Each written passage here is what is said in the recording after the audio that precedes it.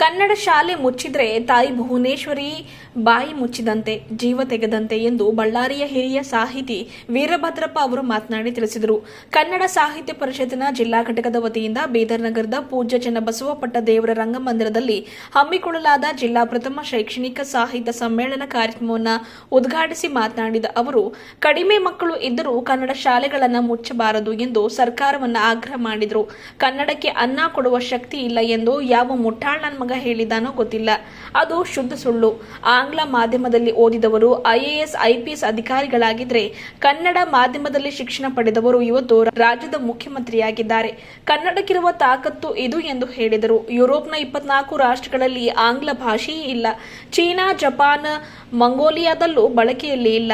ರಾಷ್ಟ್ರೀಯ ಭಾಷೆಗಳೇ ಅಲ್ಲಿ ಪ್ರಧಾನವಾಗಿವೆ. ಹೀಗಾಗಿ ಪಾಲಕರು ಆಂಗ್ಲ ಭಾಷೆ ವ್ಯಾಮೋಹ ಬಿಡಬೇಕು, ಮಕ್ಕಳನ್ನ ಕನ್ನಡ ಶಾಲೆಗೆ ಕಳುಹಿಸಬೇಕು ಎಂದು ಈ ಮೂಲಕ ಕನ್ನಡ ಶಾಲೆ ಭಾಷೆಯನ್ನ ಉಳಿಸಬೇಕು ಎಂದು ಕಿವಿಮಾತು ಹೇಳಿದರು. ಜಿಲ್ಲೆಯ ಕನ್ನಡ ಮಾಧ್ಯಮದ 25 ಸರ್ಕಾರಿ ಶಾಲೆಗಳಿಗೆ ಸುಸಜ್ಜಿತ ಕಟ್ಟಡ ನಿರ್ಮಾಣಕ್ಕೆ ಕಲ್ಯಾಣ ಕರ್ನಾಟಕ ಪ್ರದೇಶ ಅಭಿವೃದ್ಧಿ ಮಂಡಳಿ ವತಿಯಿಂದ ಅನುದಾನ ಕಲ್ಪಿಸಲಾಗುವುದು ಎಂದು ಜಿಲ್ಲಾ ಉಸ್ತುವಾರಿ ಸಚಿವ ಈಶ್ವರ್ ಬಿ ಖಂಡ್ರೆ ಅವರು ಕಾರ್ಯಕ್ರಮ ಉದ್ದೇಶಿಸಿ ಮಾತನಾಡಿ ತಿಳಿಸಿದರು. ಇಲ್ಲಿಯ ಪೂಜ್ಯ ಚನ್ನಬಸವ ಪಟ್ಟದೇವರ ರಂಗಮಂದಿರದಲ್ಲಿ ಆಯೋಜನೆ ಮಾಡಲಾಗಿದ್ದ ಜಿಲ್ಲಾ ಪ್ರಥಮ ಶೈಕ್ಷಣಿಕ ಸಮ್ಮೇಳನದ ಅಧ್ಯಕ್ಷತೆ ವಹಿಸಿ ಮಾತನಾಡಿದ ಅವರು, ಕನ್ನಡ ಮಾಧ್ಯಮದ ಅನೇಕ ಶಾಲೆಗಳು ನಿವೇಶನ ಕೊರತೆ ಎದುರಿಸುತ್ತಿವೆ. ಅದನ್ನು ನಿವಾರಿಸುವ ದಿಸೆಯಲ್ಲಿ ಅಗತ್ಯ ಕ್ರಮಗಳನ್ನು ಕೈಗೊಳ್ಳಲಾಗುವುದು ಎಂದು ತಿಳಿಸಿದರು. ರಾಜ್ಯ ಸರ್ಕಾರದ ಪ್ರಸಕ್ತ ವರ್ಷ ಕಲ್ಯಾಣ ಕರ್ನಾಟಕ ಪ್ರದೇಶ ಅಭಿವೃದ್ಧಿ ಮಂಡಳಿಗೆ ₹5,000 ಕೋಟಿ ಅನುದಾನ ಒದಗಿಸಲಾಗಿದೆ. ಈ ಪೈಕಿ ಜಿಲ್ಲೆಗೆ ₹400 ಕೋಟಿ ಅನುದಾನ ದೊರಕುತ್ತಿದೆ. ಇದರಲ್ಲಿ ₹125 ಕೋಟಿಯನ್ನ ಶಿಕ್ಷಣ ಕ್ಷೇತ್ರಕ್ಕೆ ಮೀಸಲಿಡಲಾಗುವುದು. ಶಾಲೆಗಳಿಗೆ ಮೂಲಸೌಕರ್ಯ ಒದಗಿಸಲಾಗುವುದು ಎಂದು ತಿಳಿಸಿದರು. ಪರಿಷತ್ ಜಿಲ್ಲಾ ಘಟಕದ ಅಧ್ಯಕ್ಷ ಸುರೇಶ್ ಚನ್ಶೆಟ್ಟಿ ಅವರ ಮನವಿಗೆ ಸ್ಪಂದಿಸಿದ ಅವರು, ಜಿಲ್ಲಾ ಕನ್ನಡ ಭವನದ ನಿರ್ವಹಣೆಗೆ ಸಂಬಂಧಿಸಿದ ಸಮಸ್ಯೆಯನ್ನ ಕನ್ನಡ ಮತ್ತು ಸಂಸ್ಕೃತಿ ಇಲಾಖೆ ಸಚಿವರೊಂದಿಗೆ ಚರ್ಚಿಸಿ ಪರಿಹರಿಸಲಾಗುವುದು ಎಂದು ಈ ಮೂಲಕ ಭರವಸೆ ಕೂಡ ವ್ಯಕ್ತಪಡಿಸಿದರು.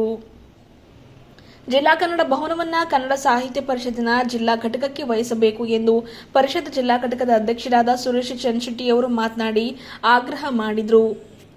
ಕನ್ನಡ ಭವನವನ್ನು ಕನ್ನಡ ಮತ್ತು ಸಂಸ್ಕೃತಿ ಇಲಾಖೆಗೆ ವಹಿಸಲು ಇಲಾಖೆಯ ಸಚಿವರು ಜಿಲ್ಲಾಡಳಿತಕ್ಕೆ ಪತ್ರ ಬರೆದಿರುವುದು ಬೇಸರ ಉಂಟು ಮಾಡಿದೆ ಎಂದು ತಿಳಿಸಿದ ಅವರು, ಭವನಕ್ಕಾಗಿ ಜಿಲ್ಲಾ ಕನ್ನಡ ಸಾಹಿತ್ಯ ಪರಿಷತ್ತಿಗೆ ನಿವೇಶನ ಮಂಜೂರಾಗಿತ್ತು. ಅದರಲ್ಲೇ ಭವನ ಕೂಡ ನಿರ್ಮಾಣ ಕೂಡ ಮಾಡಲಾಗಿದೆ. ಕಾರಣ ಭವನವು ಜಿಲ್ಲಾ ಕನ್ನಡ ಸಾಹಿತ್ಯ ಪರಿಷತ್ತಿಗೆ ಸೇರಿದ್ದಾಗಿದೆ. ಹೀಗಾಗಿ ಅದರ ನಿರ್ವಹಣೆ ಹೊಣೆಯನ್ನೂ ಕೂಡ ಕನ್ನಡ ಸಾಹಿತ್ಯ ಪರಿಷತ್ತಿಗೆ ವಹಿಸಿ ಸರ್ಕಾರ ಆದೇಶ ಹೊರಡಿಸಬೇಕು ಎಂದು ಒತ್ತಾಯ ಮಾಡಿದರು. ಜಿಲ್ಲೆಯಲ್ಲಿ ಸರ್ಕಾರದ ವತಿಯಿಂದ ಜಯದೇವಿ ತಾಯಿ ಲಿಗಾಡೆ ಹಾಗೂ ಪ್ರಭುರಾವ್ ಕಂಬ್ಳಿವಾಲೆ ಹೆಸರಿನಲ್ಲಿ ಪ್ರತಿಷ್ಠಾನ ರಚಿಸಬೇಕು ಎಂದು ಬೇಡಿಕೆ ಕೂಡ ಮಂಡಿಸಿದರು. ಕನ್ನಡ ತಾಯಿ ಭಾಷೆ ಕರುಳ ಭಾಷೆಯಾಗಿದೆ. ಹೀಗಾಗಿ ಅದನ್ನು ಪ್ರೀತಿಸುವ ಮಕ್ಕಳು ನಾವಾಗಬೇಕು ಎಂದು ಈ ಮೂಲಕ ಮಾತನಾಡಿ ತಿಳಿಸಿದರು. ಸಮ್ಮೇಳನ ಸರ್ವಾಧ್ಯಕ್ಷೆ ಡಾ ಪೂರ್ಣಿಮಾ ಜಾರ್ಜ್ ಅವರು ಕಾರ್ಯಕ್ರಮ ಉದ್ದೇಶಿಸಿ ಮಾತನಾಡಿದರು. ಬಾಲ್ಕಿ ಹಿರೇಮಠ ಸಂಸ್ಥಾನದ ಗುರುಬಸವ ಪಟ್ಟದೇವರು ದಿವ್ಯ ಸಾನ್ನಿಧ್ಯ ವಹಿಸಿ ಮಾತನಾಡಿದರು. ಬಳ್ಳಾರಿಯ ಮಯೂರಿ ಬಸವರಾಜ್ ಕುಚಿಪುಡಿ ನೃತ್ಯ ಪ್ರದರ್ಶನ ಮಾಡಿದ್ದು ಗಮನ ಸೆಳೆಯುವಂತಿತ್ತು. ಬೀದರ್ ನಗರ ಅಭಿವೃದ್ಧಿ ಪ್ರಾಧಿಕಾರದ ಅಧ್ಯಕ್ಷ ಬಸವರಾಜ ಜಾಬ್ ಶೆಟ್ಟಿ, ರಾಜ್ಯ ಸರ್ಕಾರಿ ನೌಕರ ಸಂಘದ ರಾಜ್ಯ ಉಪಾಧ್ಯಕ್ಷ ರಾಜೇಂದ್ರ ಕುಮಾರ್ ಗಂದಗೆ, SS ಸಿದ್ದಾರೆಡ್ಡಿ ಫೌಂಡೇಶನ್ ಅಧ್ಯಕ್ಷೆ ಗುರಮ್ಮ ಸಿದ್ದಾರೆಡ್ಡಿ, ಜ್ಞಾನಸುಧಾ ಶಿಕ್ಷಣ ಸಂಸ್ಥೆ ನಿರ್ದೇಶಕ ಮುನೇಶ್ವರ ಲಾಖ, ಚಂದ್ರಶೇಖರ್ ಪಾಟೀಲ್, ಸಾಹಿತಿ ಬಸವರಾಜ ಬಲ್ಲೂರ್, ಓಂಕಾಂತ್ ಸೂರ್ಯವಂಶಿ, ಸುರೇಶ್ ಅಕ್ಕಣ್ಣ, ಪ್ರಭುರಾವ್ ತೂಗಾವೆ, ಪ್ರಶಾಂತ್ ಮಠಪತಿ, MS ಮನೋಹರ್, ನಾಗಭೂಷಣ್ ಮಾಮಡಿ, ಡಾ ಶಾಲಿವನ್ ಉದ್ಗಿರಿ, ಸಿದ್ದಲಿಂಗ ಚಿಂಚೋಳಿ, ಶಾಂತಲಿಂಗ ಮಠಪತಿ, ಬಸವರಾಜ ಹಾವಣ್ಣ, ರಮೇಶ್ ಸಲ್ಗರ್, ಹಾವ್ಶೆಟ್ಟಿ ಪಾಟೀಲ್, ಬಾಬುರಾವ್ ದಾನಿ ಸೇರಿದಂತೆ ಮತ್ತಿತರರು ಇದ್ದರು. ಪರಿಷತ್ ಜಿಲ್ಲಾ ಘಟಕದ ಗೌರವ ಕಾರ್ಯದರ್ಶಿ ಶಿವಕುಮಾರ ಕಟ್ಟೆಯವರು ಸ್ವಾಗತಿಸಿದರೆ, ಗೌರವ ಕೋಶಾಧ್ಯಕ್ಷ ಶಿವಶಂಕರ್ ಟೋಕರಿ ನಿರೂಪಣೆ ಮಾಡಿದರು. ಜಿಲ್ಲಾ ಘಟಕದ ಗೌರವ ಕಾರ್ಯದರ್ಶಿ TM ಮಚ್ಚಿ ವಂದಿಸಿದರು. ಕನ್ನಡಿಗ ಕರ್ನಾಟಕ ಇದೆಲ್ಲ ಉಳಿಬೇಕಾದ್ರೆ ನಮ್ಮ ಕನ್ನಡ ಶಾಲೆಗಳು ಉಳಿಬೇಕಾಗಿದೆ.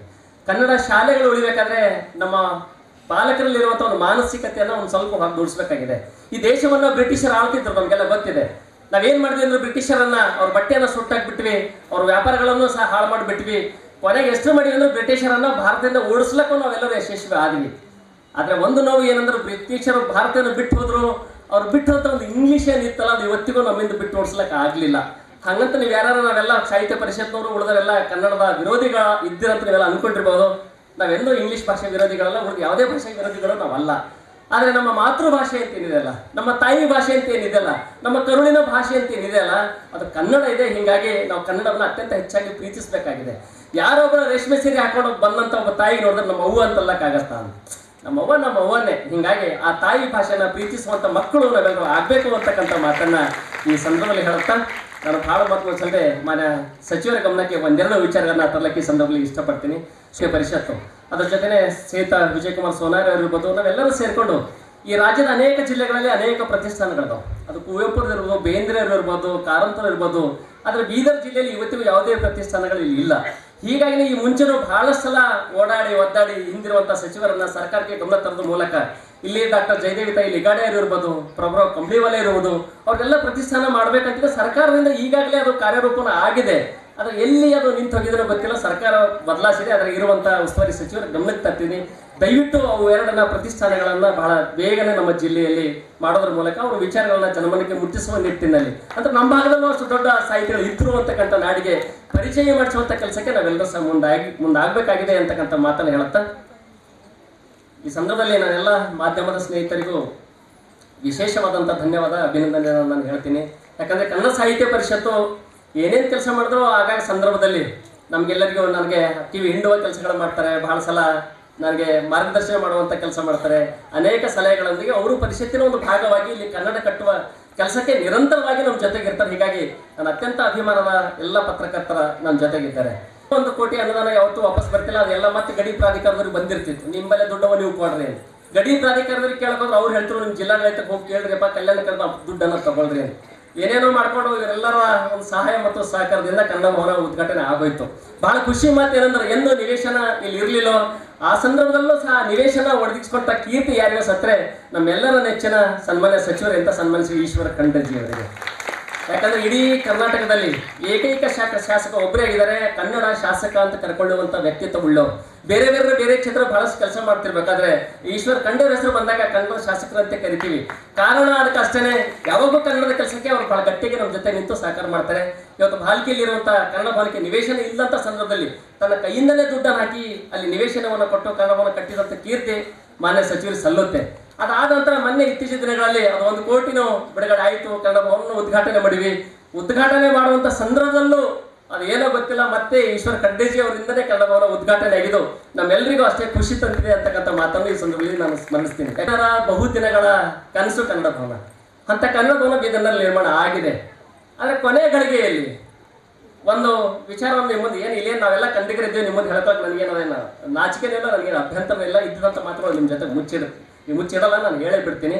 ಕಳೆದ ಸಲ ಇಲ್ಲಿರುವಂಥ ಒಂದಿಷ್ಟು ವಿಧಾನ ಪರಿಷತ್ತಿನ ಶಾಸಕರಿಗೆ ಅದು ಪ್ರೋಟೋಕಾಲ್ನಲ್ಲಿ 7 ದಿನ ಮುಂಚೆ ಆಮಂತ್ರಣ ಕೊಡಬೇಕಾಗಿತ್ತಂತೆ. ನಾವು 5 ದಿನ ಮುಂಚೆ ಆಮಂತ್ರಣವನ್ನು ಕೊಟ್ಟಿದ್ವಿ. ಅದು ಒಂದೇ ಕಾರಣಕ್ಕೆ ಅವ್ರು ಏನು ಮಾಡ್ತಾರೆ, ನಮ್ಮ ಕನ್ನಡ ಸಂಸ್ಕೃತಿ ಇಲಾಖೆ ನಿರ್ದೇಶಕರ ಮೇಲೆ ಹಕ್ಕುಚ್ಯುತಿಯನ್ನು ಮಂಡನೆ ಮಾಡ್ತಾರೆ. ನಾವು ಏನಂತ ಹೇಳ್ತಾರೆ ಅಂತಂದ್ರೆ ಕನ್ನಡ ಭವನ ಉದ್ಘಾಟನೆಯನ್ನು ಮುಂದೂಡಿಸ್ಬಿಡ್ರಿ. ನಾನು ಬಹಳ ಸಲ ವಿನಂತಿ ಮಾಡ್ಕೊಂಡು ಕೇಳಿದೆ, ಸರ್ ಇದು ಕನ್ನಡದ ಕೆಲಸ ಇದೆ, ಇಲ್ಲಿ ಕನ್ನಡ ಸಾಹಿತ್ಯ ಪರಿಷತ್ ಒಂದು ಪಾರ್ಟಾಗಿ ನಿಂತು ನಾವೆಲ್ಲ ಕೆಲಸ ಮಾಡ್ತೇವೆ, ದಯವಿಟ್ಟು ಕನ್ನಡ ಕೆಲಸಕ್ಕೆ ಅಡ್ಡಿ ಮಾಡಬೇಡಿ, ನಿಮ್ಮ ಕೈ ಜೋಡಿಸ್ತೀನಿ. ಇವೆಲ್ಲ ಮಾತುಗಳನ್ನ ಹಾಗೆ ಹೇಳ್ಕೊಂಡು ಬಂದ್ವಿ ನಾವು. ಆದರೂ ಗಟ್ಟಿಯಾಗಿ ನಿಂತಂತ ಸನ್ಮಾನ್ಯ ಸಚಿವರು ಬಂದ್ಬಿಟ್ಟು ಎಲ್ಲ ಕನ್ನಡ ಉದ್ಘಾಟನೆ ಮಾಡೋಣ, ಅದು ಯಾವ ದಿನಕ್ಕೆ ಯಾವ ಸಮಯಕ್ಕೆ ಮಾಡಿವಿ ಅದೇ ಸಮಯಕ್ಕೆ ಆಗುತ್ತೆ ಅಂತ ಹೇಳಿ ನಮ್ಗೆಲ್ಲರಿಗೂ ಬೆತ್ತಟ್ಟು ನೀವೆಲ್ಲರ ಸಂತಸದ ಮಧ್ಯೆ ಕನ್ನಡ ಉದ್ಘಾಟನೆಯನ್ನು ಮಾಡಿದ್ವಿ. ಇದು ಕಳೆದ ಸಭೆಯಲ್ಲೂ ಸನ್ಮಾನ್ಯ ಪೂಜ್ಯರೈತ ಡಾಕ್ಟರ್ ಬಸಲಿಂಗ ಪಟ್ಟದೇವರು ಈ ಮಾತುಗಳನ್ನು ಹೇಳಿದ್ರು. ಈ ಏನು ಸಣ್ಣ ಅಂತಂದ್ರೆ ಕನ್ನಡ ಸಾಹಿತ್ಯ ಪರಿಷತ್ ಅವರಿಗೆ 2 ಕೋಟಿ ದುಡ್ಡು ತಂದು ಕನ್ನಡ ಭವನ ಕಟ್ಟೋದು ಏನು ಯಾವುದೋ ದೊಡ್ಡ ಮತ್ತೇನು ಇರಲಿಲ್ಲ. ಅದು ಸಾಬೀತು ಮಾಡೋ ನಿಮ್ಮೆದುರು ತೋರಿಸಿದ್ವಿ. ಅದು ನಿರ್ವಹಣೆ ಸಮಸ್ಯೆ ಕನ್ನಡ ಸಾಹಿತ್ಯ ಪರಿಷತ್ತಿಗೆಲ್ಲ ಆಗುತ್ತೆ ಅಂತ ಇಟ್ಕೊಂಡು ಕನ್ನಡ ಸಾಹಿತ್ಯ ಪರಿಷತ್ತಿನ ಕಟ್ಟಡವನ್ನ ಬಹಳ ಸ್ಪಷ್ಟವಾಗಿ ಹೇಳ್ತೀನಿ, ಕನ್ನಡ ಸಾಹಿತ್ಯ ಪರಿಷತ್ತಿನ ಕನ್ನಡ ಭವನ ಅದು ಕನ್ನಡ ಸಾಹಿತ್ಯ ಪರಿಷತ್ತಿಗೆ ಇದೆ. ಈ ಹಿಂದೆ ತೊಗೊಂಡ ಸನ್ಮಾನ್ಯ ಮಾಸಿಮಾಡೆ ಸರ್ ಅವಧಿಯಲ್ಲಿ ಕನ್ನಡ ಸಾಹಿತ್ಯ ಪರಿಷತ್ ನಿವೇಶನ ಸಿಕ್ಕಿತ್ತು. ನಾನು ಬಂದ್ಮೇಲೆ ಮಾಡಿದ ಅಷ್ಟೇನೆ ಅದು ಕರೇಜ್ನಲ್ಲಿ ಹೋಗ್ಬಿಟ್ಟಿತ್ತು. ಅದು ಒಂದು ಕಾರಣಕ್ಕೆ ನಾನು ಮತ್ತೆ ಇರುವಂಥ ಜಿಲ್ಲಾಧಿಕಾರಿಗಳಿಗೆ ಮನವಿಯನ್ನ ಮಾಡಿಕೊಂಡು, ಸರ್ ಕನ್ನಡ ಸಾಹಿತ್ಯ ಪರಿಷತ್ಗೆ ಇಂಥ ಸರ್ವೆ ನಂಬರ್ನಲ್ಲಿ ಅದಕ್ಕೊಂದು ಜಾಗ ಕೊಟ್ಟಿದ್ದಾರೆ, ಅದರಲ್ಲಿ ಕರೇಜ್ ಬಂದ್ಬಿಟ್ಟಿದೆ, ಹೀಗಾಗಿ ಅದು ಹೋಗ್ತಾ ಇದೆ, ಅದ್ರ ಬದಲಾಗಿ ಇನ್ನೊಂದು ಸ್ಥಳ ಕೊಡ್ರಿ ಅಂತ ಒಂದು ಮನವಿಯನ್ನು ಕೊಟ್ಟಾಗ ಹಿಂದೆ ಇರುವಂಥ ಜಿಲ್ಲಾಧಿಕಾರಿಗಳು ಅವರು ಅಲ್ಲೇ ಬರೆದು ಬಿಟ್ಟಾರು. ಹಿಂದಿರುವಂಥ ಇಂಥ ಸರ್ವೆ ನಂಬರ್ನ ಒಂದು ಸ್ಥಳ ಇತ್ತು, ನಿವೇಶನ ಇತ್ತು, ನಾನು ಅದ್ರ ಬದಲಾಗಿ ಇಂಥ ಸರ್ವೆ ನಂಬರ್ನ ಇಲ್ಲಿ ಕೊಡ್ತಾ ಇದ್ದೀನಿ ಅಂತ ಕೊಟ್ಟರು. ಕನ್ನಡ ಭವನ ಆಯಿತು. ಕನ್ನಡ ಸಂಸ್ಕೃತಿ ಇಲಾಖೆದವರು ನಮಗೆ ಈಗಾಗಲೇ ಹ್ಯಾಂಡ್ ಓವರು ಮಾಡಿಬಿಟ್ರು. ಹೀಗಾಗಿ ಈಗಿರುವಂಥ ಕನ್ನಡ ಸಾಹಿತ್ಯ ಪರಿಷತ್ತು ಅದಕ್ಕೆ ಈ ಕನ್ನಡ ಭವನ ಅದು ಕನ್ನಡ ಸಾಹಿತ್ಯ ಪರಿಷತ್ತಿಂದ ಇದೆ, ಅದು ನಮ್ಗೆ ಬಂದು ಬಿಟ್ಟಿದೆ. ಇಲ್ಲಿ ಯಾವುದೇ ತೊಂದರೆಗಳಿಲ್ಲ. ಅದು ಸಣ್ಣ ಪುಟ್ಟ ಮಾತುಗಳು ಅಲ್ಲಿ ಇಲ್ಲಿ ಶುರುವಾಗಿರ್ತಾವೆ. ನನಗೆ ಏನು ಹೇಳ್ತಾರೆ ಅಂದ್ರೆ ಅದು ಆದೇಶದಲ್ಲಿ ಕನ್ನಡ ಭವನ ಅಂತಿದೆ, ಕನ್ನಡ ಸಾಹಿತ್ಯ ಪರಿಷತ್ತಿನ ಭವನ ಅಂತ ಎಲ್ಲಿದೆ, ಹಾಗಾದ್ರೆ ಕನ್ನಡ ಸಂಸ್ಕೃತಿ ಇಲಾಖೆ ಭವನ ಅಂತ ಇದೆಯಾ ಅದರಲ್ಲಿ? ಸುಮ್ಮನೆ ಇಲ್ಲಂತ ಏನಾರು ಒಂದು ಸಣ್ಣ ಪುಟ್ಟ ರಗಳೇನೋ ಇಲ್ಲಿ ತೆಗೆದು ಕೇಳಿದ್ವಿ. ಇದು ಮತ್ತೆ ನಾನು ಮಾತಾಡಕ್ ಹೋಗಲ್ಲ. ಮಾನ್ಯ ಸಚಿವರೇ ಒಂದು ಮಾತನ್ನು ಹೇಳಿದ್ದಾರೆ, ಯಾವುದೇ ಕಾರಣಕ್ಕೂ ಕನ್ನಡ ಭವನ ಇದು ಕನ್ನಡ ಸಾಹಿತ್ಯ ಪರಿಷತ್ತಿಗೆ ಇರುತ್ತೆ, ಇದ್ರ ಬಗ್ಗೆ ನಿಮಗೆ ಏನು ಅನುಮಾನನೂ ಬೇಡ, ಆತಂಕನೂ ಬೇಡ ಅಂತ ಹೇಳಿದ್ದಾರೆ. ಅವ್ರು ಅಂದ ನಂತರ ಸುಮ್ಮನೆ ಸಣ್ಣದೆಲ್ಲ ಬೆಳವಣಿಗೆ ನಡೆದದ ಅನ್ನೋದಕ್ಕೆ ಮತ್ತೆ ಅವರು ನನ್ನ ಗಮನಕ್ಕೆ ತರ್ತಾ ಇದ್ದೀನಿ. ಅದಕ್ಕೆ ದಯವಿಟ್ಟು ಮಾನ್ಯ ಸಚಿವರಲ್ಲಿ ಇಷ್ಟೇ ನಮ್ಮ ಮನವಿ. ಮಾನ್ಯ ಈಗಾಗಲೇ ಕನ್ನಡ ಮತ್ತು ಸಂಸ್ಕೃತಿ ಇಲಾಖೆ ಸಚಿವರು ಈಗಾಗಲೇ ಒಂದು ಪತ್ರವನ್ನ ಇಲ್ಲಿ ಬರೆದು ಅದು ಮತ್ತೆ ಕನ್ನಡ ಸಂಸ್ಕೃತಿ ಇಲಾಖೆ ತಪ್ಪುಕೊಳ್ಳ್ರಿ ಅಂತ ಹೇಳಿದಾರಂತೆ.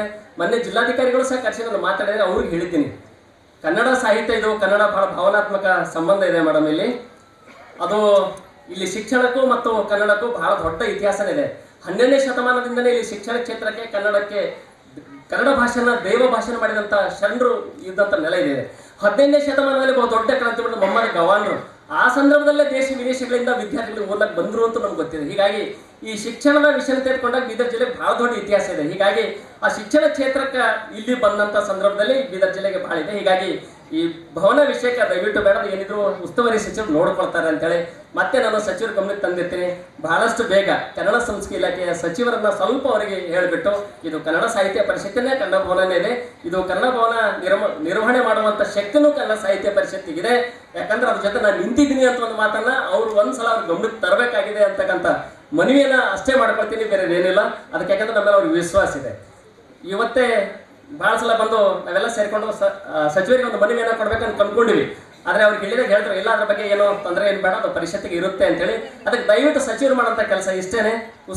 ಅಲ್ಲಿಂದ ಕನ್ನಡ ಸಂಸ್ಕೃತಿ ಇಲಾಖೆಯ ಸಚಿವರಿಗೂ ಮತ್ತು ಮಾನ್ಯ ಮುಖ್ಯಮಂತ್ರಿ ಸ್ವಲ್ಪ ಗಮನಕ್ಕೆ ತಂದು ಒಂದು ಆದೇಶವನ್ನ ಮಾಡಬೇಕಾಗಿದೆ. ಯಾಕಂದ್ರೆ ಏನಾಯ್ತದ, ಹಿಂದಿರುವಂತ ಜಿಲ್ಲಾಧಿಕಾರಿಗಳು ನಾನು ಅದೇ ಅಂದೆ, ಕನ್ನಡ ಭವನ ಒಂದ್ ವೇಳೆ ಪರಿಷತ್ತಿಗೆ ಕೊಡ್ಲಕ್ಕೆ ಬರಲ್ದಂತ ಇರ್ತಿತ್ತಂದ್ರೆ ಮತ್ತೆ ಅವ್ರು ಯಾಕೆ ಕೊಡ್ತಿದ್ರು ಅಂತ. ಹಿಂದಿರುವಂತ ಜಿಲ್ಲಾಧಿಕಾರಿಗಳು ಕೊಡ್ಲಕ್ಕೆ ಬರ್ತದಂತ ಕನ್ನಡ ಸಾಹಿತ್ಯ ಪರಿಷತ್ತಿಗೆ ನಿವೇಶನ ಭವನವನ್ನ ಎಲ್ಲ ಕೊಟ್ಟು ಬಿಡ್ತಾರೆ. ಈಗಿರುವಂತ ಜಿಲ್ಲಾಧಿಕಾರಿಗಳಿಗೆ ಯಾಕೆ ಸ್ವಲ್ಪ ಸಂಶಯ ಅನುಮಾನ ಬರ್ತಿದೆ ಅಂತ ಗೊತ್ತಿಲ್ಲ. ಅದಕ್ಕೆ ದಯವಿಟ್ಟು ಸರ್ ನೀವು ಒಂದು ಆದೇಶ ಮಾಡಿಬಿಟ್ರೆ ಸುಮ್ಮನೆ ನಮ್ ಒಳಗಿರುವಂತ ಒಂದು ದುಗುಡ ಏನ್ ನಮ್ಗೆ ಇದೆಯಲ್ಲ ಅದು ಹೋಗ್ಬಿಡ್ತದ ಅಂತಕ್ಕಂಥ ಮನವಿಯನ್ನ ಈ ಸಂದರ್ಭದಲ್ಲಿ ಮಾಡ್ಕೊಳ್ತಾ, ಮಾತು ಬೇಡವೇ ಬೇಡ. ಈಗಾಗಲೇ ಬಹಳ ಬೇರೆ ಜಿಲ್ಲೆಗಳಿಗೆ ಹೋಲಿಸಿದ್ರೆ ನಮ್ಮ ಶಶಿ ಹೇಳ್ತಾ ಇದ್ರು, ಸರ್ ಎಲ್ಲ ಕಡೆಗೆ ಅಭಿವೃದ್ಧಿ ಕೆಲಸಗಳು ಆಗ್ತವೆ, ಆದ್ರೆ ಬಹಳ ನಿಸ್ತೇಜವಾಗಿರ್ತಕ್ಕಂಥ ವಾತಾವರಣ ನಮ್ಮ ಬೀದರ್ ಪ್ರದೇಶದಲ್ಲಿ ಇದೆ. ಯಾವ ಅಭಿವೃದ್ಧಿ ಕೆಲಸಗಳು ಆಗ್ತಾ ಇಲ್ಲ. ಏನು ಅಭಿವೃದ್ಧಿ ಆಗಬೇಕು ಅಂದ್ರೆ ಕನ್ನಡ ಶಾಲೆಗಳನ್ನು ಉಳಿಸ್ತಕ್ಕಂಥ ಕೆಲಸ ಮಾಡಬೇಕಲ್ಲಿ. ಕನ್ನಡ ಶಾಲೆಗಳು ಉಳಿದ ಇದ್ರೆ ಕನ್ನಡ ಉಳಿಯಲ್ಲ. ದುರದೃಷ್ಟವಶ ಏನಾಗಿದೆ ಅಂದ್ರೆ ಇಂಗ್ಲಿಷ್ ಅಂತಕ್ಕಂಥ ಒಂದು ಅಣಬೆ ಉಟ್ಕೊಂಡ್ಬಿಟ್ಟಿದೆ ನಮ್ಮ ಕರ್ನಾಟಕದಲ್ಲಿ. ಅದು ಏನು ಇಲ್ಲಿ ಇರ್ತಕ್ಕಂಥ ತಾಯಂದ್ರೆ ನಾವು ಹೇಳೋದು, ನಿಜವಾಗ್ಲೂ ನೀವೇನಾದ್ರೂ ಕನ್ನಡದ ಮೇಲೆ ಪ್ರೀತಿ ಇದ್ರೆ, ನೀವೇನಾದ್ರೂ ಮುದುಕರಾದ ಮೇಲೆ ವೃದ್ಧಾಶ್ರಮಕ್ಕೆ ಸೇರಬಾರ್ದು ಅಂತ ಅಂದ್ಕೊಂಡಿದ್ರೆ ನಿಮ್ಮ ಮಕ್ಕಳನ್ನ ಕನ್ನಡ ಮಾಧ್ಯಮ ಶಾಲೆಗಳಲ್ಲಿ ಓದಿಸಿ. ಅದು ಕನ್ನಡ ಸರ್ಕಾರಿ ಕನ್ನಡ ಮಾಧ್ಯಮ ಶಾಲೆಗಳಲ್ಲಿ ಓದಿಸಿ. ಖಾಸಗಿ ಅಂತ ಹೇಳಿ ಮತ್ತೆ ತಪ್ಪು ತಿಳ್ಕೊಬಿಟ್ರು, ನನಗೆ ಜ್ಞಾನ ಇದೆ. ಸರ್ಕಾರಿ ಕನ್ನಡ ಮಾಧ್ಯಮ ಶಾಲೆಗಳಲ್ಲಿ ಓದಿಸಿ ನೀವು ನಿಮ್ಮನ್ನ ಪ್ರೀತಿಯಿಂದ ಕಾಣ್ತಾರೆ ನಿಮ್ಮ ಮಕ್ಕಳು. ಯಾವ ಕಾರಣಕ್ಕೆ ಅವ್ರು ಡಾಲರ್ ಮತ್ತು ಪೌಂಡ್ಗಳನ್ನು ಎಣಿಸಬಾರದು ಅಂತಂದ್ರೆ, ರೂಪಾಯಿ ಪ್ರೀತಿಸಬೇಕು ಅಂತಂದ್ರೆ ನೀವು ಕನ್ನಡದಲ್ಲಿ ಓದಿಸಿ.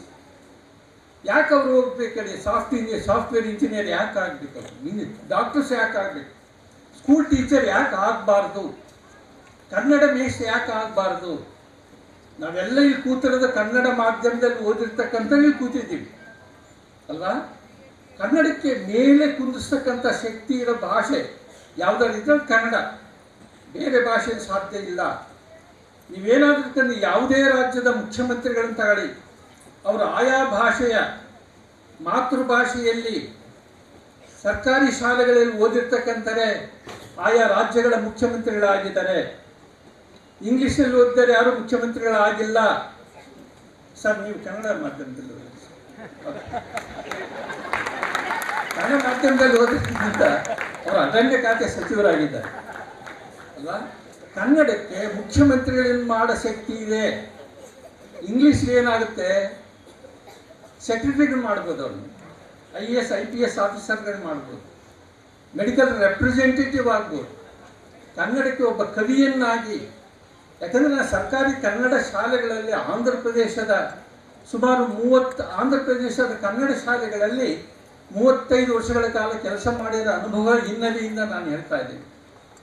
ನಿಮ್ಮ ಮಕ್ಕಳಿಗೆ ನೀವೇನು ಓದಿಸಿಲ್ವ, ಏನಿದೆ ಅಂತ ಒಂದು ಆಪಾದನೆ ಏನಿದೆ ಕನ್ನಡಕ್ಕೆ ಅಂದರೆ, ಕನ್ನಡಕ್ಕೆ ಅನ್ನ ಕೊಡೋ ಶಕ್ತಿ ಇಲ್ಲ ಅಂತಕ್ಕಂಥದ್ದು ಇದು ಯಾವುದೇ ಮುಟ್ಟಾಳ ಏರಿರ್ತಕ್ಕಂಥ ಹೇಳಿಕೆ. ಅನ್ನ ಕೂಡ ಶಕ್ತಿ ಇರೋದು, ಪಿಜ್ಜಾ ಬರ್ಗರ್ ಕೂಡ ಶಕ್ತಿ ಇರೋದು ಯಾವುದಂದ್ರೆ ಇಂಗ್ಲೀಷ್ಗೆ. ರೊಟ್ಟಿ ಅನ್ನ ಪಲ್ಯ ಈ ಥರ ಒಂದು ಖಾನಾವಳಿ ಸ್ಟೈಲ್ ಊಟ ನೀಡೋ ಶಕ್ತಿ ಇರೋದು ಕನ್ನಡಕ್ಕೆ, ಬೇರೆ ಭಾಷೆಗಿಲ್ಲ.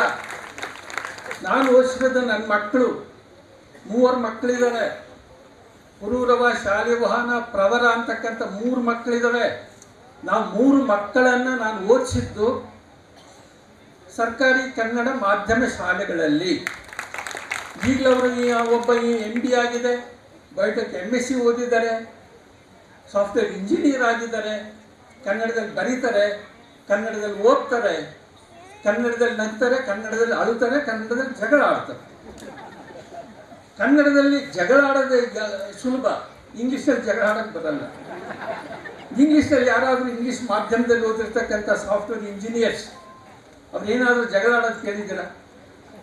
ನಾನ್ ಸೆನ್ಸ್ ಅಂತಾರೆ, ಈಡಿಯಟ್ಸ್ ಅಂತಾರೆ ಅಷ್ಟೇ. ಕನ್ನಡದಲ್ಲಿ 56 ಸಂಬಂಧ ವಾಚಕಗಳಿವೆ. ಅತ್ತೆ, ಮಾವ, ನೆಗಣ್ಣಿ ಅಂತ ಇಂಥವೆಲ್ಲ 56 ಇವೆ. ಇಂಗ್ಲೀಷ್ನಲ್ಲಿ 2 ಇವೆ. ಯಾವ ಹೇಳಿ? Aunty, uncle. ಇದು ಅಕ್ಕ ಮಹಾದೇವಿನ ನೀವೇನಾದರೂ ಇಂಗ್ಲೀಷಿಗೆ ಟ್ರಾನ್ಸ್ಲೇಟ್ ಮಾಡಿದರೆ ಆಂಟಿ ಅನ್ನೋಕ್ಕಾಗಲ್ಲ, ಆಂಟಿ ಮಾದೇವಿಯನ್ನು ಮಾದೇವಮ್ಮ ಅನ್ನೋಕ್ಕಾಗಲ್ಲ, ಅಣ್ಣ ಬಸವಣ್ಣನನ್ನ ಅಂಕಲ್ ಅನ್ನೋಕ್ಕಾಗಲ್ಲ. ಅವು 2 ಶಬ್ದಗಳು ಏನಿವೆ, ಅಕ್ಕ ಮಹಾದೇವಿ, ಬಸವಣ್ಣ ಅನ್ನೋ 2 ನಾಮವಾಚಕಗಳು ಏನಿವೆ, ಅವು ಕನ್ನಡದ ಬಹುದೊಡ್ಡ ಶಕ್ತಿ ಕೇಂದ್ರಗಳು. ಬಸವಣ್ಣ ಉಳಿದ್ರೆ ಕನ್ನಡ ಉಳಿತತೆ. ದುರದೃಷ್ಟವಶ ನಮ್ಮ ಲಿಂಗಾಯತರು ತಮ್ಮ ಮನೆಗಳನ್ನು ಬಂಡೆ ಸಾಮಾನದ ಅಂಗಡಿ ಮಾಡ್ಕೊಂಡ್ಬಿಟ್ಟಿದ್ದಾರೆ. ನೀವೇನಾದರೂ ಅವ್ರ ಮನೆಗಳಿಗೆ ಹೋಗಿ, ಲಿಂಗಾಯತರ ಮನೆಗಳಿಗೆ, ಅದು ಎಲ್ಲ ನಮೂನಿ ದೇವರುಗಳಿದ್ದಾರೆ. ಸುಮಾರು 108 ನಮೂನಿ ದೇವರುಗಳನ್ನ ಇಟ್ಕೊಂಡು ಕುಂತಿರ್ತಾರೆ. ಅಮಾಸೆ ನಡೆಸ್ತಾರೆ, ಹುಣ್ಣಿಮೆ ನಡೆಸ್ತಾರೆ, ಸೋಮವಾರನೂ ಬೇಕು ಅವರಿಗೆ. ಎಲ್ಲ ರೀತಿಯ ಪುರೋಹಿತ ಶಾಹಿ ಹಾಕಿರ್ತಕ್ಕಂಥ ಸಂವಿಧಾನ ಏನಿದೆ, ಅಗೋಚರ ಸಂವಿಧಾನ, ಅಪಾಯಕಾರಿ ಸಂವಿಧಾನ, ಮಾನವ ವಿರೋಧಿ ಸಂವಿಧಾನ ಏನಿದೆ, ಪುರೋಹಿತ ಶಾಹಿ, ನಮ್ಮ ಹುಟ್ಟಿದ ಮಕ್ಕಳಿಗೆ ನಮ್ಗೆ ಹೆಸರಿಡ ಸ್ವಾತಂತ್ರ್ಯ ಇಲ್ಲ. ನೀವು ಮಧು ಬಂಗಾರಪ್ಪರು ಇತ್ಯಾದಿ ಅಲ್ಲಿ ಏನಾದರೂ ಸರ್ಕಾರಿ ಇಲ್ಲಿ ಮಕ್ಕಳಿಲ್ಲ ಅನ್ನೋ ಕಾರಣಕ್ಕೆ ಸರ್ಕಾರಿ ಶಾಲೆಗಳನ್ನು ಮುಚ್ಚಬೇಕು ಅಂದಾಗ ನೀವು ಪ್ರತಿಭಟಿಸ್ಬೇಕು ಸರ್. ಯಾಕಂದರೆ ಕನ್ನಡ ಶಾಲೆಗಳು ಉಳಿಸ್ಬೇಕು. ಒಂದು ಭಾರತದಲ್ಲಿ ಲಿಂಗ್ವಿಸ್ಟಿಕ್ ಮೈನಾರಿಟಿ ಕಮಿಷನ್ ಅಂತ ಇದೆ, ಭಾಷಿಕ ಅಲ್ಪಸಂಖ್ಯಾತರ ಆಯೋಗ ಅಂತ ಲಕ್ನೋದಲ್ಲಿದೆ. ನಾವೆಲ್ಲ ಅದನ್ನು ಬಳಸ್ಕೊಂಡು ಆಂಧ್ರ ಪ್ರದೇಶದಲ್ಲಿ ಸುಮಾರು 56 ತೆಲುಗು ಶಾಲೆಗಳನ್ನು ಕನ್ನಡ ಶಾಲೆಗಳನ್ನಾಗಿ ಮಾರ್ಪಾಟು ಮಾಡಿದ್ವಿ ನಾವು ಅಲ್ವಾ. ಅಂಥ ಕನ್ನಡಿಗರು ಆಂಧ್ರದಲ್ಲಿದ್ದಾರೆ, ತೆಲುಗರು ಕರ್ನಾಟಕದಲ್ಲಿದ್ದಾರೆ, ಮರಾಠಿಗರು ಕರ್ನಾಟಕದಲ್ಲಿದ್ದಾರೆ, ಉರ್ದು ಭಾಷಿಗರು ಕರ್ನಾಟಕದಲ್ಲಿದ್ದಾರೆ. ಆದರೆ ಅವರೆಲ್ಲರಿಗೂ ಕನ್ನಡ ಕಲಿಸ್ತಕ್ಕಂಥ ಕೆಲಸವನ್ನು ನಾವು ಮಾಡಬೇಕು. ನಾವು ಎಲ್ಲಿ 10 ಕನ್ನಡ ಮಕ್ಕಳಿದಾರೋ ಅದು ಕನ್ನಡ ಶಾಲೆ. ಯಾವ ಕಾರಣಕ್ಕೆ ಅದನ್ನು ಮುಚ್ಚಬಾರದು. ಅದನ್ನು ಮುಚ್ಚಿದ್ರೆ ಕನ್ನಡ ತಾಯಿ ಭುವನೇಶ್ವರಿಯ ಬಾಯಿ ಮುಚ್ಚಿಸ್ದಂಗೆ ಆಗುತ್ತೆ, ಜೀವ ತೆಗೆದಂಗೆ ಆಗುತ್ತೆ. ಅದಕ್ಕೆ ಕನ್ನಡ ಉಳಿಸ್ತಕ್ಕಂಥ ಕೆಲಸ ಮಾಡಬೇಕು. ನೀವು ಇಂಗ್ಲೀಷ್ ಅಂತ ಹೇಳಿದ್ರೆ ಭಾಳ ಒಳ್ಳೆ ಮಾತನ್ನು ಹೇಳಿದ್ರು. ಇಂಗ್ಲೀಷ್ ಆಕರ್ಷಕವಾದ ಭಾಷೆ. ನೀವೇನಾದರೂ ಬೆಂಗಳೂರಿನ Fraser town, MG road, brigade ರೋಡ್ಗೆ ಏನಾದರೂ ಹೋದರೆ ನಮ್ಮ ಈ ಭಾಗದ ಮಕ್ಕಳು ಅಲ್ಲಿರ್ತಕ್ಕಂಥ ಇಂಗ್ಲೀಷ್ ನೋಡಿ ಭಾಳ ಅತ್ಯಂತ ಕೀಳರಿಮೆಯಿಂದ ನರಳುತ್ತಾರೆ. ಅದ ಕಾರಣ ನಾವು ಏನು ಮಾಡೋಕ್ಕಂದ್ರೆ ಒಂದು 100 ಇಂಗ್ಲೀಷ್ ವಾಕ್ಯಗಳನ್ನು ಮಕ್ಕಳಿಗೆ ಕಳಿಸ್ಬೇಕು. ದಿನನಿತ್ಯ ಉಪಯೋಗಿಸ್ತಕ್ಕಂಥ ವಾಕ್ಯಗಳು, ಉಂಡೆ ತಿಂದೆ ಅಂತ ಏನೇನು ಮಾತಾಡ್ತೀವಲ್ಲ, ಹಲೋ ಇತ್ಯಾದಿ ಅಷ್ಟೇ, ಇನ್ನೇನು ಬೇಕಾಗಿಲ್ಲ. ಯಾರು ಇಂಗ್ಲೀಷ್ ಮಾಧ್ಯಮದಲ್ಲಿ ಹೋದರೆ ವಾಡ್ಸ್ವತ್ ಗೊತ್ತಿಲ್ಲ, ಕೀಟ್ಸ್ ಗೊತ್ತಿಲ್ಲ, ಏಡ್ಸ್ ಗೊತ್ತಿಲ್ಲ, ಶೆಲ್ಲಿ ಗೊತ್ತಿರೋದಿಲ್ಲ, ಶೇಕ್ಸ್ಪಿಯರ್ ಗೊತ್ತಿರೋದಿಲ್ಲ. ಅದನ್ನು ಅದು ಇಂಗ್ಲೀಷ್ ಬೇಡ. ನೀವೇನಾದರೂ ಕೊರಿಯಾ, ಜಪಾನ್, ಮಂಗೋಲಿಯನ್ ರಾಷ್ಟ್ರಕ್ಕೆ ಹೋಗಿ ಅಲ್ಲಿ ಇಂಗ್ಲೀಷ್ ಇಲ್ಲ. ಅಲ್ಲಿದ್ದಂಥ ಬುದ್ಧಿವಂತ ಪ್ರಪಂಚದಲ್ಲಿ ಎಲ್ಲೂ ಇಲ್ಲ. ಕೊರಿಯನ್ ನಾಲೆಡ್ಜು, ಜಪಾನ್, ಚೀನಾ, ಅಲ್ಲಿ ಆಯಾ ಭಾಷೆಗಳಿವೆ. ಕರುಣಾನಿಧಿ MG ರಾಮಚಂದ್ರನ್ ಅವ್ರು ತೀರ್ಕೊಂಡಾಗ ಅವ್ರು ತಮಿಳಿನಲ್ಲಿ ಸಂತಾಪ ಸಭೆ ಏರ್ಪಡಿಸಿದ್ರು, ಪತ್ರಿಕಾಗೋಷ್ಠಿ ತಮಿಳಿನಲ್ಲಿ. ಪತ್ರಕರ್ತರು ಕೇಳಿದರು, ಸಾರ್ ಇಂಗ್ಲೀಷ್ನಲ್ಲಿ ಹೇಳಿ, ನನಗೆ ತಮಿಳು ಅರ್ಥ ಆಗಲ್ಲ. ಯಾಕಂದರೆ ಕನ್ನಡದಲ್ಲಿ ಕನ್ನಡ ಮಾತ್ರ ಏಕೈಕ ಭಾಷೆ, ಕನ್ನಡ ಮಾತ್ರ ಆಮ್ಲಜನಕ, ಕನ್ನಡ ಮಾತ್ರ ಗಂಗಾ ನದಿ, ಅಲ್ವಾ? ಕನ್ನಡವನ್ನು ಬೇರ್ಪಡಿಸಿ ನಾವು ಇರಕ್ಕಾಗಿ ಅವ್ರು ಹೇಳಿದ್ರು, ನಾನು ಇಂಗ್ಲೀಷ್ನಲ್ಲಿ ನನ್ನ ಭಾಷೆಯಲ್ಲಿ ನಾನು ಹೇಳ್ತಾ ಇದ್ದೀನಿ, ತಮಿಳಿನಲ್ಲಿ ಹೇಳ್ತೀನಿ, ಇಂಗ್ಲೀಷಿಗೆ ತಮಿಳ್ ಕಲಿತಾಗ ನಾನು ಅರ್ಥ ಮಾಡ್ತೀನಿ. ನಾನು ಹಿಂದೆ ಹೇಳಿದೆ, ಈ ಕೆಚ್ಚದೆ ಗುಣ, ಭಾಷಾ ಪ್ರೇಮ ನಮ್ಮ ರಾಜಕಾರಣಿಗಳಿಗೆ ಬರಬೇಕು. ವೈ ವಿ ಗುಂಡೂರಾವ್ ಇದ್ದರು, ಆಗ ಅವ್ರು ಇಂಗ್ಲೀಷ್ ಬರ್ತಿರಲಿಲ್ಲ, 10th ಫೇಲ್ ಆಗಿದ್ರು ಅವರು. ದಿನೇಶ್ ಗುಂಡೂರಾವ್ ಅವರ ತಂದೆ ಅವ್ರೇನು ಮಾಡಿದ್ರು, ಮುಖ್ಯಮಂತ್ರಿ ಆದಮೇಲೆ 4 ಜನ ಇಂಗ್ಲೀಷ್ ಪ್ರೊಫೆಸರ್ನ ಇಂಗ್ಲೀಷ್ ಕಲಿಯಕ್ಕಿಟ್ಕೊಂಡವ್ರು. ಪತ್ರಕರ್ತರು ಮಾತಾಡ್ತಕ್ಕಂಥ ಸಂದರ್ಭದಲ್ಲಿ ಪತ್ರಕರ್ತರು ಕನ್ನಡದಲ್ಲಿ ಕೇಳಿದರೆ ಸನ್ಮಾನ್ಯ ಗುಂಡೂರಾಯ್ದವರು ಇಂಗ್ಲೀಷ್ನಲ್ಲಿ ತಪ್ಪಾಗಿ ಉತ್ತರ ಕೊಡ್ತಾ ಇದ್ರು. ಇದು ಕನ್ನಡದ ಎಲ್ಲಿ ನಮ್ಮ ಕನ್ನಡ ಉಳಿಸ್ತಾ ಇದ್ರೆ ವಿಧಾನಸೌಧ ಉಳಿಯಲ್ಲ, ಕರ್ನಾಟಕ ಉಳಿಯಲ್ಲ, ಏನು ಉಳಿಯಲ್ಲ, ಪರಭಾಷಿಕರ ಸೊತ್ತಾಗುತ್ತೆ. ಚನ್ನಶೆಟ್ಟಿ ಒಂದು ಮಾತು ಹೇಳಿದರು, ಇಂಗ್ಲೀಷ್ ಚಂದ, ನಮಗೆ ಬಾಟಾ ಕಂಪನಿ ಬೂಟ್ ಬೇಕು, ಕ್ಯಾರೋನಾ ಬೂಟ್ ಬೇಕು, ವುಡ್ಲ್ಯಾಂಡ್ಸ್ ಬೇಕು, 5,000 ಸಾವಿರ ರೂಪಾಯಿ ಕೊಟ್ಟು ತೊಗೊತೀವಿ, ಭಾಳ ಸ್ಟೈಲಾಗಿ ಅದ್ರ ಮೇಲೆ ಅಡ್ಡಾಡ್ತೀವಿ. ಅರೆ ಇಷ್ಟೊಂದು ದುಬಾರಿ ಚಪ್ಪಲಿ ತಗೊಂಡಿದ್ದೀವಿ ಅಂತ ನಾವು ಅಡುಗೆ ಮನೆ ತಗೊಂಡೋಕ್ಕಾಗಲ್ಲ, ಅದಕ್ಕೊಂದು ಗೂಡು ಇಟ್ಟಿರ್ತೀವಿ, ಆ ಗೂಡಿನಲ್ಲಿ ಇಡಬೇಕು. ಇಂಗ್ಲೀಷ್ ಅದು ಒಂದು ಗೂಡಿನಲ್ಲಿ ಇಡಬೇಕು, ಅಗತ್ಯದ ಮಾತ್ರ ಬಳಸಬೇಕು. ಕನ್ನಡ ಎಲ್ಲಿರಬೇಕಂತಂದರೆ ಅಡುಗೆ ಮನೆಯಲ್ಲಿ ಇರಬೇಕು, ದೇವ್ರ ಕೋಣೆಯಲ್ಲಿ ಇರಬೇಕು, ನಮ್ಮ ಜಗಳಗಳಲ್ಲಿ ಇರಬೇಕು, ನಮ್ಮ ದುಃಖದಲ್ಲಿ ಇರಬೇಕು, ನಮ್ಮ ಸಂಬಂಧ ವಾಚಿಕೆಗಳಲ್ಲಿ ಉಳಿಬೇಕು ಕನ್ನಡ. ಇನ್ನೇನಾದರೂ ಜೆಕೋಸ್ಲೋವಾಕಿ ಯುಗೋಸ್ಲೋವಾಕಿ ಹೋಗಿ ನನ್ನ ಮೇಲೆ ಅದು ಎಂಥ ಪ್ರೀತಿ ನಿಮ್ಗಳಿಗಿದೆಯೋ ಅರ್ಥ ಆಗ್ತಾ ಇಲ್ಲ. ಆ ಪ್ರೀತಿಗೋಸ್ಕರ ನನ್ನನ್ನು ಇವತ್ತು ಇಲ್ಲಿ ತಂದು ನಿಲ್ಲಿಸಿದ್ದೀರಿ.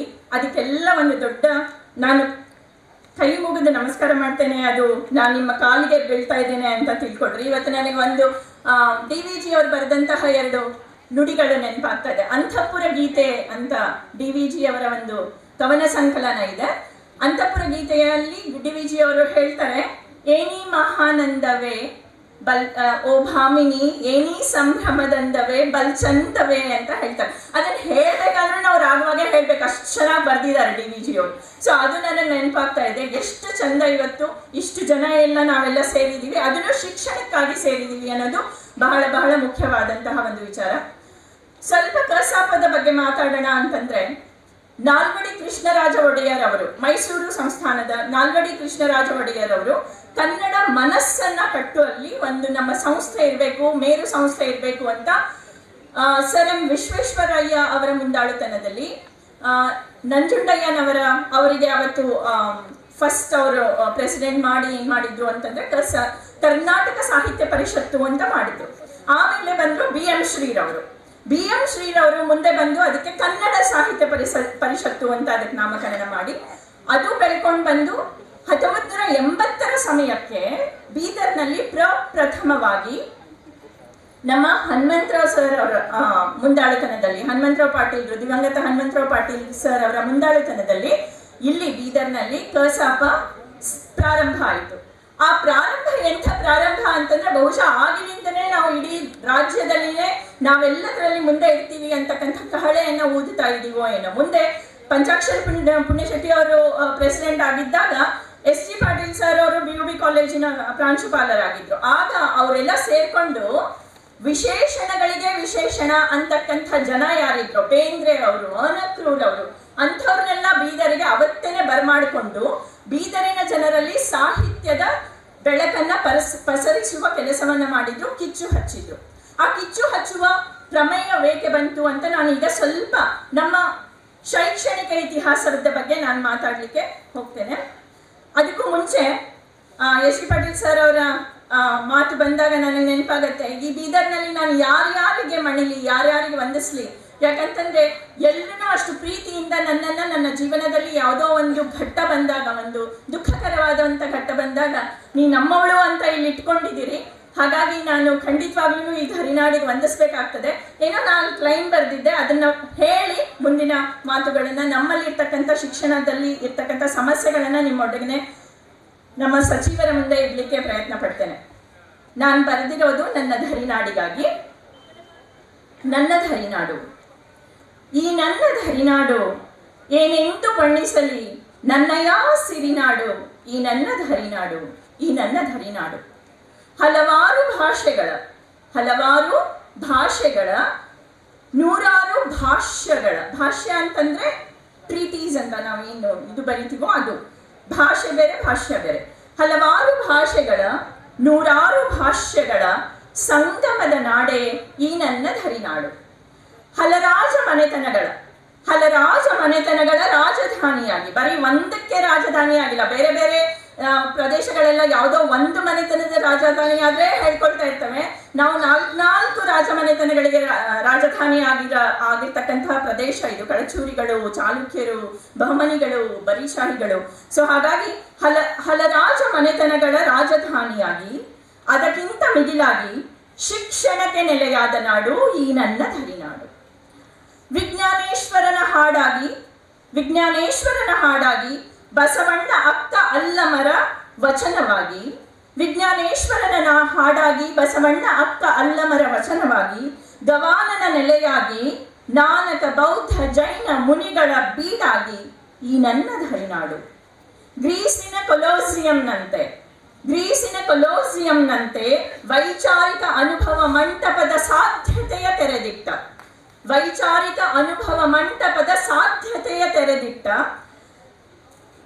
ಮದರ್ಸಾದಿಂದ ಖಗೋಳ ಗಣಿತಶಾಸ್ತ್ರಗಳ ಗುಟ್ಟ ಜಗಕ್ಕೆ ಕಲಿಸಿದ ಈ ನನ್ನ ಧರಿನಾಡು. ಕಲ್ಯಾಣದಲ್ಲಿ, ಇದು ಮಹಿಳೆಯರಿಗಾಗಿ, ಸ್ವಲ್ಪ ಮಹಿಳೆಯರು ಕೂಡ 50% ಇವತ್ತು ಕೂತಿದ್ದೀರಿ ಇಲ್ಲಿ. ಸೊ ನಾವೆಲ್ಲ ನಿಜಕ್ಕೂ ನಾವು ಯಾರಿಗೆ ತಲೆ ಮಣಿಬೇಕು, ನಾವೆಲ್ಲ ಇವತ್ತು ಇಷ್ಟೊಂದು ಫ್ರೀಡಮ್ ಅನುಭವಿಸ್ತಾ ಇದ್ದೀವಿ ಅಂತಂದ್ರೆ ನೋಡೋಣ.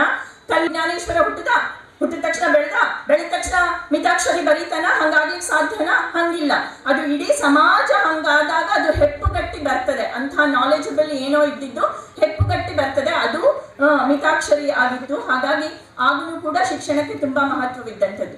ಮುಂದೆ ಬಸವಣ್ಣ, ಅಲ್ಲಮಪ್ರಭು, ಅಕ್ಕ ಇವರೆಲ್ಲ ಈ ಭಾಗವನ್ನ ಬೆಳೆಸಿದಾಗ ಬರೀ ಅವರಷ್ಟೇ ವಚನಗಳನ್ನ ಬರೀಲಿಲ್ಲ, ವಚನಗಳನ್ನ ಬಟ್ಟೆ ತೊಳೆಯೋರು ಬರ್ದಿದ್ದಾರೆ, ನೀರು ಎತ್ತೋರು ಬರ್ದಿದ್ದಾರೆ, ಎಲ್ಲರೂ ಕೂಡ ವಚನಗಳನ್ನು ಬರ್ದಿದ್ದಾರೆ. ಹಾಗಿದ್ರೆ ಜನಸಾಮಾನ್ಯರಲ್ಲಿಯೂ ಕೂಡ ಶಿಕ್ಷಣ ಅಷ್ಟೊಂದು ಉನ್ನತ ಸ್ಥಾನವನ್ನ ಪಡೆದುಕೊಂಡಿತ್ತು.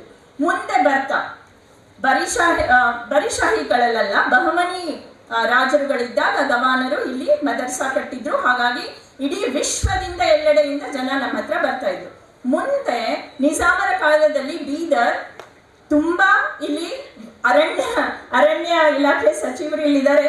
ಬೀದರ್ ಬಹಳ ಅರಣ್ಯ ಪ್ರದೇಶವಾಗಿರೋದ್ರಿಂದ ನಿಜಾಮರು ಇಲ್ಲಿ ಬರೀ ಬೇಟೆಯಾಡೋದಕ್ಕೆ ಮಾತ್ರ ಬರ್ತಿದ್ರು. ಅವಾಗ ನಮ್ಮ ಭಾಗ ಸ್ವಲ್ಪ ಹಿಂದುಳಿತು. ಆಗ 1903, ಈ ಡೇಟನ್ನ ನಾವು ನೆನ್ಪಿಟ್ಕೊಳ್ಬೇಕು. 1903-4ರಲ್ಲಿ ಮೊಟ್ಟ ಮೊದಲ ಶಾಲೆಯನ್ನ, ಕನ್ನಡ ಶಾಲೆಯನ್ನ ತೀರ ಕೆಳವರ್ಗದ ಜನರಿಗಾಗಿ ನಾರ್ಮಾ ಫೆಂಡ್ರಿಚ್ ಅಂತಕ್ಕಂಥ 2 ಹೆಣ್ಮಕ್ಳು ಜರ್ಮನಿಯಿಂದ ಬಂದಿದ್ರು. ಅವರು ಬಂದಿರೋದು ಕನ್ವರ್ಷನ್ಗೆ ಬಂದಿದ್ರು, ಅದು ಒಪ್ಪೋ ಮಾತು. ಅವರಿಗೆ ಜನರೆಲ್ಲ ಬೈಬಲ್ ಓದ್ಬೇಕಾಗಿತ್ತು. ಹಾಗಾಗಿ ಅವರು ಕನ್ನಡ ಕಲಿತು ಜನರಿಗೆ ಕನ್ನಡ ಕಲಿಸುವ ಪ್ರಯತ್ನವನ್ನ ಮಾಡಿದ್ರು. ಆದರೆ ನಾವು ನೆನ್ಪಿಟ್ಕೊಳ್ಳೋದೇನಾಗಬೇಕು ಅಂತಂದ್ರೆ ಅದು ಕನ್ನಡ ಶಾಲೆ ಆಗಿತ್ತು. ಮೊಟ್ಟ ಮೊದಲ ಕನ್ನಡ ಶಾಲೆ ಪ್ರಾರಂಭ ಆಗಿರೋದು 1903-4ರಲ್ಲಿ. ಅದು ನಿಜಾಮರ ಕಂಗೆಣ್ಣಿಗೆ ಒಳಪಡ್ಲಿಲ್ಲ. ಯಾಕಂತಂದ್ರೆ ಅವರು ಕೆಳವರ್ಗದ ಜನರಿಗೆ ಕಲಿಸ್ತಾ ಇದ್ರು. ಹಾಗಾಗಿ ನೋಡ್ರಿ, 1903-4 ನಾನು ಡೇಟ್ ಬಗ್ಗೆ ಮಾತಾಡ್ತಾ ಇದ್ದೆ. ಯಾಕದು ಇಂಪಾರ್ಟೆಂಟ್ ಆಗ್ತದೆ ಅಂತಂದ್ರೆ 1904ರಲ್ಲಿ ಮೈಸೂರು ಭಾಗದಲ್ಲಿ ಕುವೆಂಪು ಅವರು ಹುಟ್ಟುಬಿಟ್ಟಿದ್ರು. 1904ಕ್ಕೆ ಕುವೆಂಪು ಅವರ ಜನನ ಇಲ್ಲಿ ನಮಗೆ ಮೊದಲ ಕನ್ನಡ ಶಾಲೆ, ಮೊದಲ ಶಾಲೆ ಪ್ರಾರಂಭ. ಅಂದ್ರೆ ಯೋಚನೆ ಮಾಡ್ರಿ, ನಾವು ಎಷ್ಟು ದೂರ ಇದ್ವಿ ಅಂತ, ಎಜುಕೇಶನ್ಗೆ ಎಷ್ಟು ಹಿಂದೆ ಉಳಿದಿದ್ವಿ ನಾವು ಅಂತ. ಆಮೇಲೆ ಬಂದಂತಹ ಬಿಡಪ್ರವರು ಕರ್ನಾಟಕ ರಾಷ್ಟ್ರೀಯ ಶಿಕ್ಷಣ ಸಂಸ್ಥೆಯ ಅಡಿಯಲ್ಲಿ ಕರ್ನಾಟಕ ಶಾಲೆಯನ್ನ 1941ರಲ್ಲಿ ಪ್ರಾರಂಭ ಮಾಡಿದ್ರು. ಮುಂದೆ ಅದು ಇಲ್ಲ ಅದಕ್ಕಿಂತ ಮುಂಚೆ ನಾವು ಹೆಂಗ್ ಮರೆಯೋಕಾಗ್ತದೆ, ನಾನು ಕ್ಷಮೆ ಯಾಚಿಸಲೇಬೇಕು. ಯಾಕಂತಂದ್ರೆ ಚನ್ನಬಸವ ಪಟ್ಟದೇವರು ಅವತ್ತಿನ ಕಾಲಕ್ಕೆ ಎಲ್ಲರಿಗೂ ಶಿಕ್ಷಣವನ್ನ ಪ್ರಾರಂಭ ಮಾಡಿ, ಅವರ ತಮ್ಮ ಎಲ್ಲಿರ್ತಾರೋ ಅಲ್ಲೆಲ್ಲ ಮಕ್ಕಳನ್ನ ಕರ್ಕೊಂಡು ಬಂದು ಶಿಕ್ಷಣ ಕೊಡೋದಕ್ಕೆ ಪ್ರಾರಂಭಿಸಿದ ತಕ್ಷಣ ಆಗಿನ ಸರ್ಕಾರದ ಕೆಂಗಣ್ಣಿಗೆ ಅವರು ಗುರಿಯಾಗಬೇಕಾಯ್ತು. ಹಾಗಾಗಿ ಮೊರಗಿಯಲ್ಲಿ ಪ್ರಾರಂಭ ಮಾಡಿದಂತಹ ಅವರ ಶಾಲೆ, ಅದು ಇವತ್ತು ತೆಲಂಗಾಣನಲ್ಲಿದೆ, ಅವರ ಶಾಲೆಗೆ ಅವರು ಹೊರಗಡೆ ಉರ್ದು ಬೋರ್ಡ್ ಹಾಕಿ ಒಳಗಡೆ ಕನ್ನಡ ಕಲಿಸ್ಬೇಕಾದಂತಹ ಪರಿಸ್ಥಿತಿ ಬಂತು. ಆದ್ರೂ ಸಹಿತ ನೋಡ್ರಿ, ಅದಕ್ಕೆ ನನಗೆ ಯಾವಾಗ್ಲೂ ಚನ್ನಬಸವ ಪಟ್ಟದೇವರ ಬಗ್ಗೆ ಅಷ್ಟೊಂದು ಅಭಿಮಾನ ಉಂಟಾಗೋದು ಯಾಕೆ ಅಂತಂದ್ರೆ, ಅವರು ಸನ್ಯಾಸಿಗಳಾದ್ರೂ ಅದೆಂತಹ ಧೈರ್ಯ ಅವರಲ್ಲಿ ಅಂತ. ಅವರು ಅದೆಂತಹ ನಾವು ವಿವೇಕಾನಂದವರನ್ನ ಬಣ್ಣಿಸಬೇಕಾದ್ರೆ ಈ ತರ ಎಲ್ಲ ಹೇಳ್ತೀವಿ, ಧೈರ್ಯದಿಂದ ಇದ್ದಂತ ಧೈರ್ಯದ ಸನ್ಯಾಸಿ ಅಂತ. ಅದೇ ತರಹ ನಮ್ಮ ಚನ್ನಬಸವಪಟ್ಟದೇವರು ಹೊರಗಡೆ ಉರ್ದು ಬೋರ್ಡ್ ಹಾಕಿ ಒಳಗಡೆ ತಾವು ಕನ್ನಡವನ್ನ ಕಲಿಸಿ ಕನ್ನಡವನ್ನ ಬೆಳೆಸುವ ಪ್ರಯತ್ನವನ್ನ ಇಲ್ಲಿ ಮಾಡಿದ್ರು. ಅದಾದ್ಮೇಲೆ ಬಂದಂತಹ ಆಮೇಲೆ ಮಹಾದೇವಪ್ಪ ರಾಂಪುರೆ ಅವರು BVV ಕಾಲೇಜ್ ಕಟ್ಟಿದ್ರು. ಇದೆಲ್ಲದರಲ್ಲಿ ಹೆಣ್ಣು ಮಕ್ಕಳು ಎಲ್ಲೋ ಬಿಟ್ಟು ಹೋಗ್ತಾ ಇದ್ರು. ನಮ್ಮ ಭಾಗದಲ್ಲಿ ಶಿಕ್ಷಣಕ್ಕೆ ಹೆಣ್ಣು ಮಕ್ಕಳು ಹಿಂದೆ ಸರಿತಾ ಇದ್ರು. ಅದು ಮುಸ್ಲಿಂ ಪರಿವಾರಗಳೇ ಇರಬಹುದು, ಹಿಂದೂ ಪರಿವಾರಗಳೇ ಇರಬಹುದು, ಕ್ರಿಶ್ಚಿಯನ್ ಪರಿವಾರಗಳೇ ಇರಬಹುದು. ಯಾವ ಪರಿವಾರದವರು ಕೂಡ ತಮ್ಮ ಹೆಣ್ಣು ಮಕ್ಕಳಿಗೆ ದೂರದ ಕಾಲೇಜ್ಗಳಿಗೆ, ಅದನ್ನು ಎಲ್ಲಿ ಕೋ ಎಜುಕೇಶನ್ ಇದೆಯೋ ಅಲ್ಲಿ ಕಳಿಸೋದಕ್ಕೆ ಇಷ್ಟಪಡ್ತಾ ಇರಲಿಲ್ಲ. ಹಾಗಾಗಿ ಚನ್ನಬಸವಪಟ್ಟದೇವರು ಮತ್ತೆ ಭೀಮಣ್ಣ ಖಂಡ್ರೆ ಸರ್ ಅವರು, ಶತಾಯುಷಿಯಾದಂತಹ ಶ್ರೀ ಭೀಮಣ್ಣ ಖಂಡ್ರೆ ಸರ್ ಅವರು ಸೇರಿಕೊಂಡು ಶಾಂತಿವರ್ಧಕ ಶಿಕ್ಷಣ ಸಂಸ್ಥೆ ಅಡಿಯಲ್ಲಿ ಮೊಟ್ಟ ಮೊದಲ ಮಹಿಳಾ ಕಾಲೇಜಿನ ಪ್ರಾರಂಭ ಮಾಡಿದ್ರು. ಆ ಮಹಿಳಾ ಕಾಲೇಜ್ ನಮ್ಮ ಭಾಗದ ಎಷ್ಟೋ ಹೆಣ್ಣು ಮಕ್ಕಳಿಗೆ ದಾರಿ ಮಾಡಿಕೊಟ್ಟು ಎಷ್ಟೋ ಜನ ಮುಂದೆ ಮುಂದೆ ಬರೋದಕ್ಕೆ ಪ್ರಾರಂಭ ಆಯಿತು. ಹಾಗೆ ಬೆಳೆದು ಬಂದಂತಹ ನಮ್ಮ ಕಥೆ ಇವತ್ತು ನಾವೆಲ್ಲ ದಾಪುಗಾಲಿಡ್ತಾ ಇದ್ದೀವಿ. ಶಿಕ್ಷಣದ ಇದರಲ್ಲಿ ಕ್ಷೇತ್ರದಲ್ಲಿ ನಾವು ದಾಪುಗಾಲಿಡ್ತಾ ಇದ್ದೀವಿ. ಬಹಳಷ್ಟು ಸಂಸ್ಥೆಗಳು ಶಿಕ್ಷಣಕ್ಕೆ ತಮ್ಮನ್ನು ತಾವು ತೊಡಗಿಸಿಕೊಂಡಿವೆ. ಅವು ಮಾನ್ಯ ಸಚಿವರಲ್ಲಿ ನಮ್ಮ ಸಮಸ್ಯೆಗಳನ್ನ ತಾವು ಮೇಲೆ ತೆಗೆದುಕೊಂಡು ಹೋಗ್ತೀರಿ. ಅಲ್ಲಿ ತಾವು ಮಾತಾಡ್ಬೇಕಾದ್ರೆ ತಮಗೆ ಈ ವಿಚಾರಗಳ ಬಗ್ಗೆ ಮಾತಾಡಿದ್ರೆ ಈಸಿ ಆಗ್ತದೆ ಅಂತ ಹೇಳೋದಕ್ಕೆ, ನಮ್ಮ ಸಮಸ್ಯೆಗಳ ಬಗ್ಗೆ ನಿಮಗೆ ಹೇಳೋದಕ್ಕೆ ಇಷ್ಟಪಡ್ತೇನೆ ಸರ್. ಮೊದಲು ಸರ್ಕಾರದ ಜನರ ಸಮಸ್ಯೆಗಳನ್ನೇ ಮಾತಾಡೋಣ. ಸರ್ಕಾರದಲ್ಲಿರ್ತಕ್ಕಂಥ ವಿದ್ಯಾರ್ಥಿಗಳು, ಟೀಚರ್ಸ್ ಎಷ್ಟೋ ಜನ ಇದ್ದಾರೆ. ಸರ್ಕಾರಿ ಶಾಲೆಗಳಿಂದ ಇವತ್ತು ತಾವು ಓಡಿ ಕೊಟ್ಟಿದ್ದೀರಿ, ಎಲ್ಲರೂ ಬಂದಿದ್ದಾರೆ ಇಲ್ಲಿ. ಅವರ ಸಮಸ್ಯೆಗಳ ಬಗ್ಗೆ ಮಾತಾಡೋಣ. ಮೊಟ್ಟ ಮೊದಲನೇದಾಗಿ ಸರ್, ನಮ್ಮ ಭಾಗದ ಶಾಲೆಗಳಲ್ಲಿ ಶಿಕ್ಷಕರ ಕೊರತೆ ಇದೆ. ನಮ್ಮ ಭಾಗದ ಶಾಲೆಗಳಲ್ಲಿ ಶಿಕ್ಷಕರ ಕೊರತೆ ಅಂದ್ರೆ ಸರ್ಕಾರಿ ಶಾಲೆಗಳಲ್ಲಿ ಶಿಕ್ಷಕರ ಕೊರತೆ ಇದೆ. ಏನ್ ಮಾಡ್ತಾರೆ ಅಂತಂದ್ರೆ 2-3 ಕ್ಲಾಸ್ಗಳನ್ನ, ಅಂದ್ರೆ 3, 4, 5 ಎಲ್ಲ ಕ್ಲಾಸ್ಗಳನ್ನ ಸೇರಿ ಒಂದು ಕ್ಲಾಸು, ಅದಕ್ಕೆ ಒಬ್ರು ಶಿಕ್ಷಕರು. ಆ ಶಿಕ್ಷಕರು, ನಾನು ಗಣಿತ ಕಲಿಸೋ ಶಿಕ್ಷಕಿ ಆಗಿದ್ರೆ ನಾನು ಒಂದೇ ಸಮಯಕ್ಕೆ 3ನೇ ಕ್ಲಾಸಿಗೆ ಕಲಿಸ್ಬೇಕಾ, 4ನೇ ಕ್ಲಾಸಿಗೆ ಕಲಿಸ್ಬೇಕಾ, 5ನೇ ಕ್ಲಾಸಿಗೆ ಕಲಿಸ್ಬೇಕಾ? ಈಗ ನಾನು 3ನೇ ಕ್ಲಾಸಿಗೆ ಕಲಿಸೋದಾದ್ರೆ 4ನೇ ಕ್ಲಾಸ್ 5ನೇ ಕ್ಲಾಸ್ದವ್ರು ಒದ್ದಾಡ್ತಾ ಇರ್ತಾರಲ್ಲಿ, ಅವ್ರನ್ನ ಸುಮ್ಮನೆ ಕೂಡಿಸ್ಬೇಕು. ಇವ್ರಿಗೆ ಕಲಿಸಿದ್ರು ಇವ್ರಿಗೆ ಬೇಜಾರು, ಇವ್ರಿಗೆ ಕಲಿಸಿದ್ರು ಇವ್ರಿಗೆ ತಿಳಿಯೋದಿಲ್ಲ. ಅಷ್ಟರೊಳಗೇನೆ ಪಾಠದ ಕರೆಕ್ಷನ್ ಆಗ್ಬೇಕು. ಏನ್ ಕಲಿಸಿದ್ವಿ ಅಂತಕ್ಕಂಥ ಯಾರೋ ಸರ್ಕಾರಿ ಶಿಕ್ಷಕರು ಕೂತಂಗಿದ್ದಾರೆ, ಗೋಲ್ಡ್ ಹಾಕ್ತಾ ಇದ್ದಾರೆ. ಹೌದೌದು, ಇದು ನಮ್ಮ ಕಥೆ ಇದು ಅಂತ. ಸೊ ಇದೆಲ್ಲ ತೊಂದರೆ ಇದೆ ಸರ್ ನಮ್ಮ ಹತ್ರ. ಮತ್ತೆ ಇನ್ನೊಂದೇನು ಅಂತಂದ್ರೆ, ನಮ್ಮ ಶಿಕ್ಷಕಿಯರನ್ನ ಆಡಳಿತಾತ್ಮಕ ಕೆಲಸಕ್ಕೆ ಉಪಯೋಗಿಸೋದು ಸರ್. ಇಷ್ಟು ದೊಡ್ಡ ನಮ್ಮ ಪ್ರಜಾತಂತ್ರದಲ್ಲಿ, ನನಗೆ ಪ್ರಜಾತಂತ್ರ ಅಂದ ತಕ್ಷಣ ಇನ್ನೊಂದು ಮಾತು ಒಂದೇ ಕ್ಷಣದಲ್ಲಿ ಹೇಳ್ತೇನೆ. ನಮ್ಮ ಪ್ರಜಾತಂತ್ರ ಇಂತಹ ದೊಡ್ಡದು ನೋಡ್ರಿ. ಈ ವೇದಿಕೆಯಲ್ಲಿ ಕುಂವೀರ್ ಅವರು ತಮ್ಮದೇ ಆದಂತಹ ವಿಚಾರಗಳನ್ನ ಪ್ರಸ್ತುತಪಡಿಸಿದ್ರು. ನಾನು ಅದಕ್ಕೆ ವಿರುದ್ಧವಾದಂತಹ ವಿಚಾರವನ್ನು ಬಹುಶಃ ಪ್ರಸ್ತುತಪಡಿಸ್ತೇನೇನೋ. ಆದ್ರೆ ಈ ಎರಡು ಬೇರೆ ಬೇರೆ ದಿಕ್ಕುಗಳಲ್ಲಿರ್ತಕ್ಕಂಥ ವಿಚಾರಕ್ಕೆ ಒಂದೇ ವೇದಿಕೆಯಲ್ಲಿ ಸ್ಥಾನ ಇದೆಯಲ್ಲ, ಅದೇ ಪ್ರಜಾತಂತ್ರ ಅಲ್ವಾ? ಸೊ ನಾವು ಶಿಕ್ಷಕರ ಬಗ್ಗೆ ಮಾತಾಡ್ತಾ ಇದ್ವಿ. ಆಡಳಿತಾತ್ಮಕ ಕೆಲಸಕ್ಕೆ ದಯವಿಟ್ಟು ಅವರನ್ನ ಉಪಯೋಗಿಸ್ಕೊಳ್ಬಾರ್ದು. ಕಾರಣ ಏನು ಅಂತಂದ್ರೆ, ಅವ್ರು ಅಷ್ಟು ದಿವಸ ಶಾಲೆಯಿಂದ ಹೊರಗುಳಿದ್ರು ಅಂತಂದ್ರೆ ಮಕ್ಕಳಿಗೆ 200+ ದಿವಸಗಳಲ್ಲಿ ಅವರು ಎಲ್ಲ ಪಠ್ಯಪುಸ್ತಕಗಳನ್ನ ಕಲಿಸ್ಬೇಕು, ಎಲ್ಲ ಪಠ್ಯೇತರ ಚಟುವಟಿಕೆಗಳನ್ನ ಮಾಡಬೇಕು. ಸಮಯ ಎಲ್ಲಿರ್ತದೆ? ಅವ್ರೂ ಮನುಷ್ಯರೇ ತಾನೆ, ಅವ್ರಿಗೂ ಏನ್ ಬೇಜಾರಂತ ಇರ್ತದೆ, ಆಯಾಸ ಅಂತ ಆಗ್ತದೆ, ಮೈಲಿ ಹುಷಾರಿಲ್ಲ ಅಂತ ಆಗ್ತದೆ. ಅವ್ರು ಏನ್ ಮಾಡ್ಬೇಕು ಅಂತ. ಸೊ ಆಡಳಿತಾತ್ಮಕ ಕೆಲಸಗಳಿಗೆ ಬೇರೆಯವರನ್ನ ನೇಮಿಸ್ಕೊಂಡು ಬೇರೆ ವಿಭಾಗನೆ ಕ್ರಿಯೇಟ್ ಮಾಡ್ರಿ. ಏನ್ ಹೋಗೋದಿದೆ? ಇಷ್ಟೆಲ್ಲ ಹೋಗ್ತಾ ಇದೆ ಸರ್ಕಾರದಿಂದ, ಬೇರೆ ವಿಭಾಗನೆ ಕ್ರಿಯೇಟ್ ಮಾಡಿ ಆಡಳಿತಾತ್ಮಕ ಕೆಲಸಗಳಿಗೆ ಅವರುಗಳನ್ನ ಉಪಯೋಗಿಸ್ಕೊಳ್ಳೋದು ಒಳ್ಳೇದು ಅಂತ ಅನಿಸ್ತದೆ. ಇನ್ನೂ ಒಂದು ತುಂಬಾ ದೊಡ್ಡ ಅಳಲು ಏನಿದೆ ಅಂತಂದ್ರೆ, ಎಷ್ಟೋ ಶಾಲೆಗಳಲ್ಲಿ ದೈಹಿಕ ಶಿಕ್ಷಕರಿಲ್ಲ. ಎಷ್ಟೋ ಶಾಲೆಗಳಲ್ಲಿ ದೈಹಿಕ ಶಿಕ್ಷಕರೇ ಇಲ್ಲ. ಆ ದೈಹಿಕ ಶಿಕ್ಷಕರು ಇಲ್ದೇ ಇರ್ಬೇಕಾದ್ರೆ ಮಕ್ಕಳಲ್ಲಿ ಯಾವ ತರಹದ ಶಿಸ್ತು ಬರೋದಕ್ಕೆ ಸಾಧ್ಯ ಹೇಳ್ರಿ? ಏನಾದ್ರೂ ಪಠ್ಯೇತರವನ್ನು, ಈಗ ಇಷ್ಟೆಲ್ಲ ಇವ್ರು ಬ್ಯಾಂಡ್ ಬಾರಿಸಿದ್ರು, ಅದನ್ನ ಮಾಡಿದ್ರು, ಅವ್ರ ಜೊತೆ 3 ಜನ ಶಿಕ್ಷಕರು ಬಂದಿದ್ರು. ನೋಡಿದ್ರ? 3 ಜನ ಶಿಕ್ಷಕರು ಬಂದಿದ್ರು. 15 ಮಕ್ಕಳು ಬಂದಿದ್ದಾರೆ ಅಂದ್ರೆ 3 ಜನ ಶಿಕ್ಷಕರು ಬರ್ತಾ ಇದ್ದಾರೆ. ಒಂದು ಶಾಲೆನಲ್ಲಿ ಸುಮಾರು 200-300 ಹುಡುಗರು ಇದ್ದಾರಲ್ಲಿ 400, ಅದು ನನಗೆ ಹೇಳ್ತಾ ಇದ್ದಾರೆ. Thank you ma'am. 400 ಜನ ಶಿಕ್ಷಕರಿದ್ದಾರೆ, ಒಬ್ಬರು ದೈಹಿಕ ಶಿಕ್ಷಕರು ಇಲ್ಲ ಅಂತಂದ್ರೆ ಆ ಶಾಲೆ ಏನ್ ಪರಿಸ್ಥಿತಿ ಆಗಿರ್ತದೆ? ಸ್ವಲ್ಪ ನಾವೆಲ್ಲ ಶಿಕ್ಷಣಕ್ಕೆ ಒತ್ತು ಕೊಡುವ ಜನ ನಾವೆಲ್ಲ ಅದ್ರ ಬಗ್ಗೆ ಯೋಚನೆ ಮಾಡಬೇಕಾದಂತಹ ಅನಿವಾರ್ಯತೆ ಇದೆ ಸರ್. ಇನ್ನೊಂದೇನು ಅಂತಂದ್ರೆ ಸರ್, ನಮ್ಮ ಜಿಲ್ಲೆಯಲ್ಲಿ ಇದು ತುಂಬಾ ನಾವು ಒಳ್ಳೆಯ ಮೂಲಗಳಿಂದ ನಮಗೆ ತಿಳಿದಂತಹ ಈ ವಿಚಾರ, ಸುಮಾರು 500ಕ್ಕೂ ಹೆಚ್ಚು ಪ್ರಾಥಮಿಕ ಶಾಲೆಗಳಿವೆ ಸರ್, ಅಲ್ಲಿ ಪ್ರಾಂಶುಪಾಲರೇ ಇಲ್ಲ. 500ಕ್ಕೂ ಹೆಚ್ಚು ಪ್ರಾಥಮಿಕ ಶಾಲೆಗಳಿವೆ, ಅಲ್ಲಿ ಪ್ರಾಂಶುಪಾಲರೇ ಇಲ್ಲ. ಪ್ರಾಂಶುಪಾಲರು ಇಲ್ಲ ಅಂತಂದ್ರೆ ಇನ್ಚಾರ್ಜ್ ಅವ್ರು ನಡೆಸ್ತಾ ಇದ್ದಾರೆ ಸರ್. ಅಲ್ಲಿ ಇನ್ಚಾರ್ಜ್ ಅವರು, ನಾನು ಇನ್ಚಾರ್ಜು, ನನ್ನ ಜೊತೆಗಿದ್ದೊಬ್ರು, ತಪ್ಪು ತಿಳ್ಕೊಬಾರ್ದು, ಇಲ್ಲಿ ಬಂದಂತ ಗಂಡಸರು, ಇಲ್ಲೆಲ್ಲ ಶಿಕ್ಷಕರು ಬಂದಿದ್ದೀರಿ, ತಪ್ಪು ತಿಳ್ಕೊಬೇಡ್ರಿ, ಆದ್ರೆ ಇದು ದಿನನಿತ್ಯದ ಸಮಸ್ಯೆ, ನಾವು ಓಪನ್ ಆಗಿ ಮಾತಾಡೋಣ ಇದ್ರ ಬಗ್ಗೆ. ಒಬ್ಬ ಲೇಡಿ ಟೀಚರು, ಒಬ್ರು ಜೆಂಟ್ಸ್ ಟೀಚರ್. ಲೇಡಿ ಟೀಚರ್ ಏನೋ ಸ್ವಲ್ಪ 1-2 ತಿಂಗಳು ಬೇಗ ಬಂದಿದ್ರು ಅಂತ ಅವ್ರಿಗೆ ಇನ್ಚಾರ್ಜ್ ಕೊಟ್ಟಿರ್ತಾರೆ, ಸೀನಿಯಾರಿಟಿ ಮೇಲೆ ಇನ್ಚಾರ್ಜ್ ಕೊಟ್ಟಿರ್ತಾರೆ. ಈ ಜೆಂಟ್ಸ್ ಟೀಚರ್ಗೆ ಏನಿರ್ತದೆ, ಇವಳಿಗೆ ಏನ್ ಗೊತ್ತು? ನಮ್ಮ ದೇಶದಲ್ಲಿ ನಮ್ಮ ರಾಜ್ಯದಲ್ಲಿಲ್ಲ ಸದ್ಯ. ಅದ್ಯಾವುದೋ ರಾಜ್ಯದಲ್ಲಿ ಒಬ್ಬ ಮಂತ್ರಿ ಹೇಳ್ತಾನೆ, ತುಮಕೋ ಕುಚ್ ಮಾಲೂಮ್ ನಹೀ ಹೈ, ತುಮ್ ಔರತ್ ಹೋ ಬೈಠೋ ಅಂತ ಹೇಳ್ತಾನೆ. ಇನ್ನು ಅಂಥ ಮೆಂಟಾಲಿಟಿ ಇರ್ತಕ್ಕಂಥ ದೇಶ.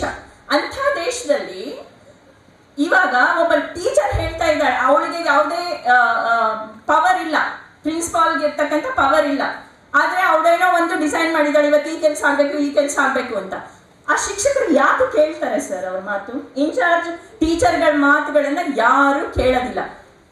ಎತ್ತು ಏರಿಗೆ ಎಳಿತಾ ಇರ್ತದೆ, ಕೋಣಕ್ಕೆ ಕೇರಿಗೆ ಎಳಿತಾ ಇರ್ತದೆ ಅಷ್ಟೇ, ಎಲ್ಲ ಕಚ್ಚಾಡ್ತಾ ಇರ್ತಾರಲ್ಲ ಅಷ್ಟೇ. ಅದನ್ನ ನೋಡ್ಕೊಂಡು ಹುಡುಗರು ಬಜ್ಜ ಮಾಡ್ಕೊಂಡಿರ್ತಾರೆ. ಯಾಕೆ? ಅವ್ರಿಗಷ್ಟೇ ಬೇಕು, ಹುಡುಗರಿಗಷ್ಟೇ ಬೇಕು, ಮಜಾ ಮಾಡೋದ್ ಬೇಕು. ಇವತ್ ನಾಳಿನ ಪರಿಸ್ಥಿತಿ ಹೆಂಗಾಗಿದೆ ಅಂತಂದ್ರೆ ಓದೋದ್ ಬೇಕಾಗಿಲ್ಲ, ಆ ಟೈಮು, ಆ ಏಜು ಹಂಗೆ ಇರ್ತದೇನೋ. ನಾವು ಅದೆಲ್ಲ ಕೋತಿ ಚೇಷ್ಟೆ ಮಾಡಿರೋರೆ.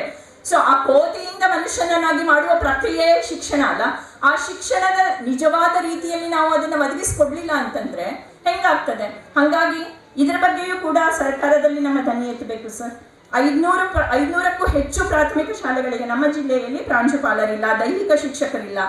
ತರಬೇತಿಗಳಾಗ್ತವೆ, ಆದ್ರೆ ಸರ್ಕಾರ ಎಷ್ಟೋ ತಂತ್ರಾಂಶಗಳನ್ನ ಕೇಳ್ತಾ ಇದೆ ಸರ್. ಡೈಲಿ ಎಂಟ್ರಿ ಮಾಡ್ಬೇಕು. ಇಲ್ಲಿ ಬಂದಂತ ಶಿಕ್ಷಕರು ಹೇಳ್ಬೇಕು, ಯಾರಾದ್ರೂ ಇದ್ರೆ ಸ್ವಲ್ಪ ಚಪ್ಪಾಳೆ ತಟ್ರಿ ಸರ್, ಗೊತ್ತಾಗಲಿ ಈ ಮಾತಿನ ಬಗ್ಗೆ. ಡೈಲಿ ಎಂಟ್ರಿ ಆಗ್ಬೇಕು ಸರ್. ಡೈಲಿ ಎಂಟ್ರಿ ಆಗ್ಲಿಲ್ಲ ಅಂತಂದ್ರೆ ಟೀಚರ್ಗಳಿಗೆ ಯಾಕಾಗ್ಲಿಲ್ಲ ಅಂತ ಅಫ್ಕೋರ್ಸ್ ಡಿಪಾರ್ಟ್ಮೆಂಟ್ ಅವ್ರು ಕೇಳ್ತಾರೆ. ಡಿಪಾರ್ಟ್ಮೆಂಟ್ ತಪ್ಪಿಲ್ಲ, ಯಾಕಂತಂದ್ರೆ ಅವ್ರಿಗೆ ಅಲ್ಲಿಗೆ ಹೇಳ್ಬೇಕು. ಸೊ ಹಂಗಿರ್ಬೇಕಾದ್ರೆ ಆ ಅಂಕಿ ಅಂಶ ತುಂಬೋದಾಗಿಲ್ಲ ಅಂತಂದ್ರೆ ಪಾಪದ ಶಿಕ್ಷಕರು, ಅವ್ರಿಗೆ ಕರೆಕ್ಟಾಗಿ ತರಬೇತಿ ಇಲ್ಲ, ಯಾವ್ದೋ ಇಂಟರ್ನೆಟ್ ಸೆಂಟರಿಗೆ ಹೋಗಿ ಅಲ್ಲಿ ಕೂತು ದುಡ್ಡು ಕೊಟ್ಟು ಅವ್ರ ಕೈಯಿಂದ ದಿನ ಎಂಟ್ರಿ ಮಾಡಿಸ್ತಾ ಇದ್ದಾರೆ ಸರ್. ಸೊ ಇದ್ರ ಬಗ್ಗೆನೂ ಕೂಡ ಒಂಚೂರು ಯೋಚನೆ ಆದ್ರೆ ಒಳ್ಳೇದಿರ್ತದೆ. ಇನ್ನೊಂದು ಮುಖ್ಯವಾದಂತಹ ವಿಚಾರ, ಸರ್ಕಾರ ಎಲ್ಲಾ ಕೆಲಸ ಮಾಡ್ತಾ ಇದೆ, ಎಲ್ಲ ಒಳ್ಳೆ ಬಿಲ್ಡಿಂಗ್ ಕಟ್ಕೊಡ್ತಾ ಇದ್ದಾರೆ, ಶೌಚಾಲಯ ಕಟ್ತಾ ಇದ್ದಾರೆ. ಶೌಚಾಲಯ ನಿಜಕ್ಕೂ ಶೌಚಾಲಯನ ಅಂತ? ಶೌಚಾಲಯ ಚಪ್ಪಾಳೆ ಹೊಡೀರಿ ಮತ್ತೆ ಗೊತ್ತಾಗ್ಲಿ. ಪ್ರಾಣಿಗಳಂತೆ ಬಾಳ್ಬೇಡ್ರಿ, ಜೀವಿಗಳಂತೆ ಜೀವಿಸ್ರಿ, ಜೀವಕ್ಕೆ ಜೀವ ಕೊಟ್ಟು ಇವತ್ತು ಬಾಳ್ರಿ ಅನ್ನುವಂಥ ಮಾತು ಸಾಹಿತ್ಯ ಹೇಳ್ತದೆ. ಸಾಹಿತ್ಯ ಮನುಷ್ಯನ ಅಂತರಂಗದಲ್ಲಿ ಪ್ರೀತಿ, ಕರುಣೆ, ದಯೆ, ಮಾಯೆ ಬೆಳೆಸ್ತದೆ. ಕ್ರೌರ್ಯ ಏನಿದೆ ಅಲ್ಲ ಮನುಷ್ಯನಲ್ಲಿ, ಆ ಕ್ರೌರ್ಯ ಕಡಿಮೆ ಮಾಡುವಂತ ಶಕ್ತಿ ಯಾರಿಗಾದ್ರೂ ಇದ್ರೆ ಅದು ಸಾಹಿತ್ಯಕ್ಕಿದೆ ಅಂತೇಳಿ ನಾವು ತಿಳ್ಕೊಳ್ತೀವಿ. ಮೋಡವಿರುವುದು, ಬಿಸಿಲಿರುವುದು ಎಷ್ಟು ಸೃಷ್ಟಿ ವಿಕಾಸಕ್ಕೆ ಅವಶ್ಯಕತೆ ಇದೆಯೋ ಅಷ್ಟೇ ಮನುಷ್ಯನ ಜೀವನ ಸಾರ್ಥಕ ಆಗಬೇಕು ಅಂತ ಹೇಳಿದ್ರೆ ಆ ಸಾಹಿತ್ಯನೂ ಅಷ್ಟೇ ಇವತ್ತು ಮಹತ್ವ ಅನ್ನುವಂಥ ಮಾತನ್ನು ನಾವೆಲ್ಲ ಅರಿತುಕೊಳ್ಬೇಕಾಗ್ತದೆ. ಅದಕ್ಕೆ ಆತ್ಮೀಯ ಬಂಧುಗಳೇ, ಇವತ್ತು ನಾವು ಯಾವ ರೀತಿಯಲ್ಲಿ ಇವತ್ತು ಸಾಹಿತ್ಯ ಸಮ್ಮೇಳನ ಮಾಡ್ತಾ ಇದ್ದೇವೆ. ಶಿಕ್ಷಕರ ಪಾತ್ರ ಅತ್ಯಂತ ಮಹತ್ವದಾದಂಥದ್ದು. ಶಿಕ್ಷಕರು, ಶಿಕ್ಷಣ ಮತ್ತು ಸಾಹಿತ್ಯ ಒಂದಕ್ಕೊಂದು ಪೂರಕವಾಗಿದ್ದಾವೆ. ಇವತ್ತು ಅದಕ್ಕೆ ಅನನ್ಯವಾದಂಥ ಒಂದು ಸಂಬಂಧ ಇದೆ. ಸಾಹಿತ್ಯ ಬಿಟ್ಟು ಶಿಕ್ಷಕನಿಲ್ಲ, ಶಿಕ್ಷಕ ಬಿಟ್ಟು ಸಾಹಿತ್ಯ ಇಲ್ಲ. ಹೀಗಾಗಿ ಇವತ್ತು ತಮ್ಮ ಮೇಲೆ ಒಂದು ದೊಡ್ಡ ಜವಾಬ್ದಾರಿ ಇದೆ. ಶಿಕ್ಷಕರೆಲ್ಲರೂ ರೋಲ್ ಮಾಡೆಲ್ ಆಗಬೇಕು. ಶಿಕ್ಷಕರು ಉತ್ತಮ ಮನಸ್ಸುಗಳಾಗಿರ್ಬೇಕು ಅಂತ ಹೇಳ್ತಾರೆ. ಶಿಕ್ಷಕರು ಈ ದೇಶದ ಬೆನ್ನೆಲುಬು, ಭವಿಷ್ಯದ ಪ್ರಜೆಗಳನ್ನು ನಿರ್ಮಾಣ ಮಾಡುವಂಥದ್ದು, ಅಂತ ಒಂದು ವೇದಿಕೆ ನಿರ್ಮಾಣ ಮಾಡುವಂತ ಶಕ್ತಿ ಆ ಶಿಕ್ಷಕನಿಗಿದೆ. ನಮ್ಮ ಮಕ್ಕಳು, ವಿದ್ಯಾರ್ಥಿನಿಗಳು ತಂದೆ ತಾಯಿಗಳಂತೆ ಅವರು ಏನು ಇವತ್ತು ಯಾವ ರೀತಿಯಲ್ಲಿ ಅನುಕರಣೆ ಮಾಡ್ತಾರೆ, ಯಾರ್ದು ಅನುಕರಣೆ ಮಾಡ್ತಾರೆ? ಮೊದಲು ತಂದೆ ತಾಯಿಗಳ ನಂತರ ಅನುಕರಣೆ ಮಾಡುವಂಥದ್ದು ಶಿಕ್ಷಕರು. ನಾನು ಅವರಿಗೆ ದೊಡ್ಡ ವ್ಯಕ್ತಿ ಆಗಬೇಕು ಅನ್ನುವಂಥದ್ದು. ಆ ರೀತಿಯಲ್ಲಿ ಇವತ್ತು ಏನು ಯಾವ ರೀತಿಯಲ್ಲಿ ನಮ್ಮ ಇವತ್ತಿನ ಮಕ್ಕಳು ಏನು ನಡೀತಾ ಇದ್ದಾರೆ, ಯಾವ ಕಡೆ ಹೋಗ್ತಾ ಇದ್ದಾರೆ, ಯಾಕೆ ತಪ್ಪುದಾರಿಗೆ ಹೋಗ್ತಾ ಇದ್ದಾರೆ, ಮೇಧಾವಿಗಳಿದ್ದಾರೆ, ಎಲ್ಲವೂ ಇದೆ. ಆ ಮಕ್ಕಳಿಗೆ ಸಾಹಿತ್ಯದ ಕಡೆ ತೆಗೆದುಕೊಂಡು ಬರುವಂತ ಕೆಲಸ ಯಾರಿಗಾದ್ರೂ ಮಾಡಲಿಕ್ಕೆ ಸಾಧ್ಯ ಆಗ್ತದೆ ಅಂತ ಹೇಳಿದ್ರೆ ಅದು ಶಿಕ್ಷಕರಿಗೆ ಮಾತ್ರ ಸಾಧ್ಯ ಆಗ್ತದೆ ಅನ್ನುವಂಥ ಮಾತನ್ನು ಹೇಳಲಿಕ್ಕೆ ಬಯಸ್ತೇನೆ. ಏನಾಗ್ತಾ ಇದೆ ಇವತ್ತು ಮಕ್ಕಳು ಏನು ಸಾಹಿತ್ಯಕ್ಕೆ ಬೆಲೆ ಕೊಡ್ತಾ ಇಲ್ಲ, ಓದುವ ಅಭಿರುಚಿ ಕಡಿಮೆ ಆಗಿದೆ. ಹಿಂದೆ ನಾವು ಕಾದಂಬರಿ ಓದ್ತಾ ಇದ್ದೇವೆ, ಹಿಂದೆ ನಾವು ವಾರಪತ್ರಿಕೆಗಳು ಓದ್ತಾ ಇದ್ದೇವೆ, ಲಂಕೇಶ್ ಓದ್ತಿದ್ದೀವಿ, ಸುಧಾ ಓದ್ತಿದ್ದೀವಿ. ಗೊತ್ತಿಲ್ಲ ಇವತ್ತಿನ ವಿದ್ಯಾರ್ಥಿಗಳಿಗೆ ಸುಧಾ ಅಂತ ಒಂದು ಇವತ್ತು ಪತ್ರಿಕೆ ಬರ್ತದೆ ಅಂತ ಅವ್ರು ಗೊತ್ತೇ ಇಲ್ಲ ಅವರಿಗೆ. ಇವತ್ತು ಸಣ್ಣ ಚಂದಮಾಮ ಓದ್ತಿದ್ದೀವಿ. ಇವತ್ತು ನಮ್ಮ ಇದೇ ರೀತಿಯಲ್ಲಿ ಸುಮಾರು ಎಲ್ಲವನ್ನು ಓದುವಂತ ಒಂದು ಅಭಿರುಚಿ ಇತ್ತು. ಮಕ್ಕಳಿಗೆ ಓದುವ ಅಭಿರುಚಿ ಇದ್ದರೆ ಮಾತ್ರ ಸಾಹಿತ್ಯದ ಬಗ್ಗೆ ಆಸಕ್ತಿ ಆಗ್ತದೆ, ಸಾಹಿತ್ಯದ ಬಗ್ಗೆ ಅರ್ಥ ಮಾಡಿಕೊಂಡ್ರು ಅಂತಾರೆ ಸ್ವತಃ ತಾವೇ ಸಾಹಿತಿಗಳಾಗ್ಲಿಕ್ಕೆ, ಅವರೇ ತಾವೇ ಕೃತಿಗಳನ್ನು ರಚನೆ ಮಾಡುವಂತ ಒಂದು ಶಕ್ತಿ ಅವರಲ್ಲಿ ಬೆಳೀಲಿಕ್ಕೆ ಸಾಧ್ಯ ಇದೆ. ಸ್ವತಃ ಕಾದಂಬರಿ ಬರಿಬಹುದು, ಅಂಕಣಕಾರರಾಗ್ಬೋದು, ಅನೇಕ ಕೃತಿಗಳನ್ನು ರಚನೆ ಮಾಡಬಹುದು. ಯಾಕೆ ಮಕ್ಕಳು ಸಾಹಿತ್ಯದಿಂದ ವಿಮುಖರಾಗ್ತಾ ಇದ್ದಾರೆ? ನಾವೆಲ್ಲ ಆಲೋಚನೆ ಮಾಡಬೇಕಾಗ್ತದೆ. ಇದಕ್ಕೆ ಆತ್ಮೀಯ ಬಂಧುಗಳೇ, ಹೌದು ಇವತ್ತು ಬಹಳ ಆಧುನಿಕ ಯುಗದಲ್ಲಿ ನೋಡ್ತಾ ಇದ್ದೀವಿ. ಇಂಟರ್ನೆಟ್ ಇದೆ, ಫೇಸ್ಬುಕ್ ಇದೆ, ಸೋಷಿಯಲ್ ಮೀಡಿಯಾ ಇದೆ. ಹೀಗಾಗಿ ಒಳ್ಳೆಯದು ಬರ್ತದೆ, ಕೆಟ್ಟದ್ದು ಬರ್ತದೆ.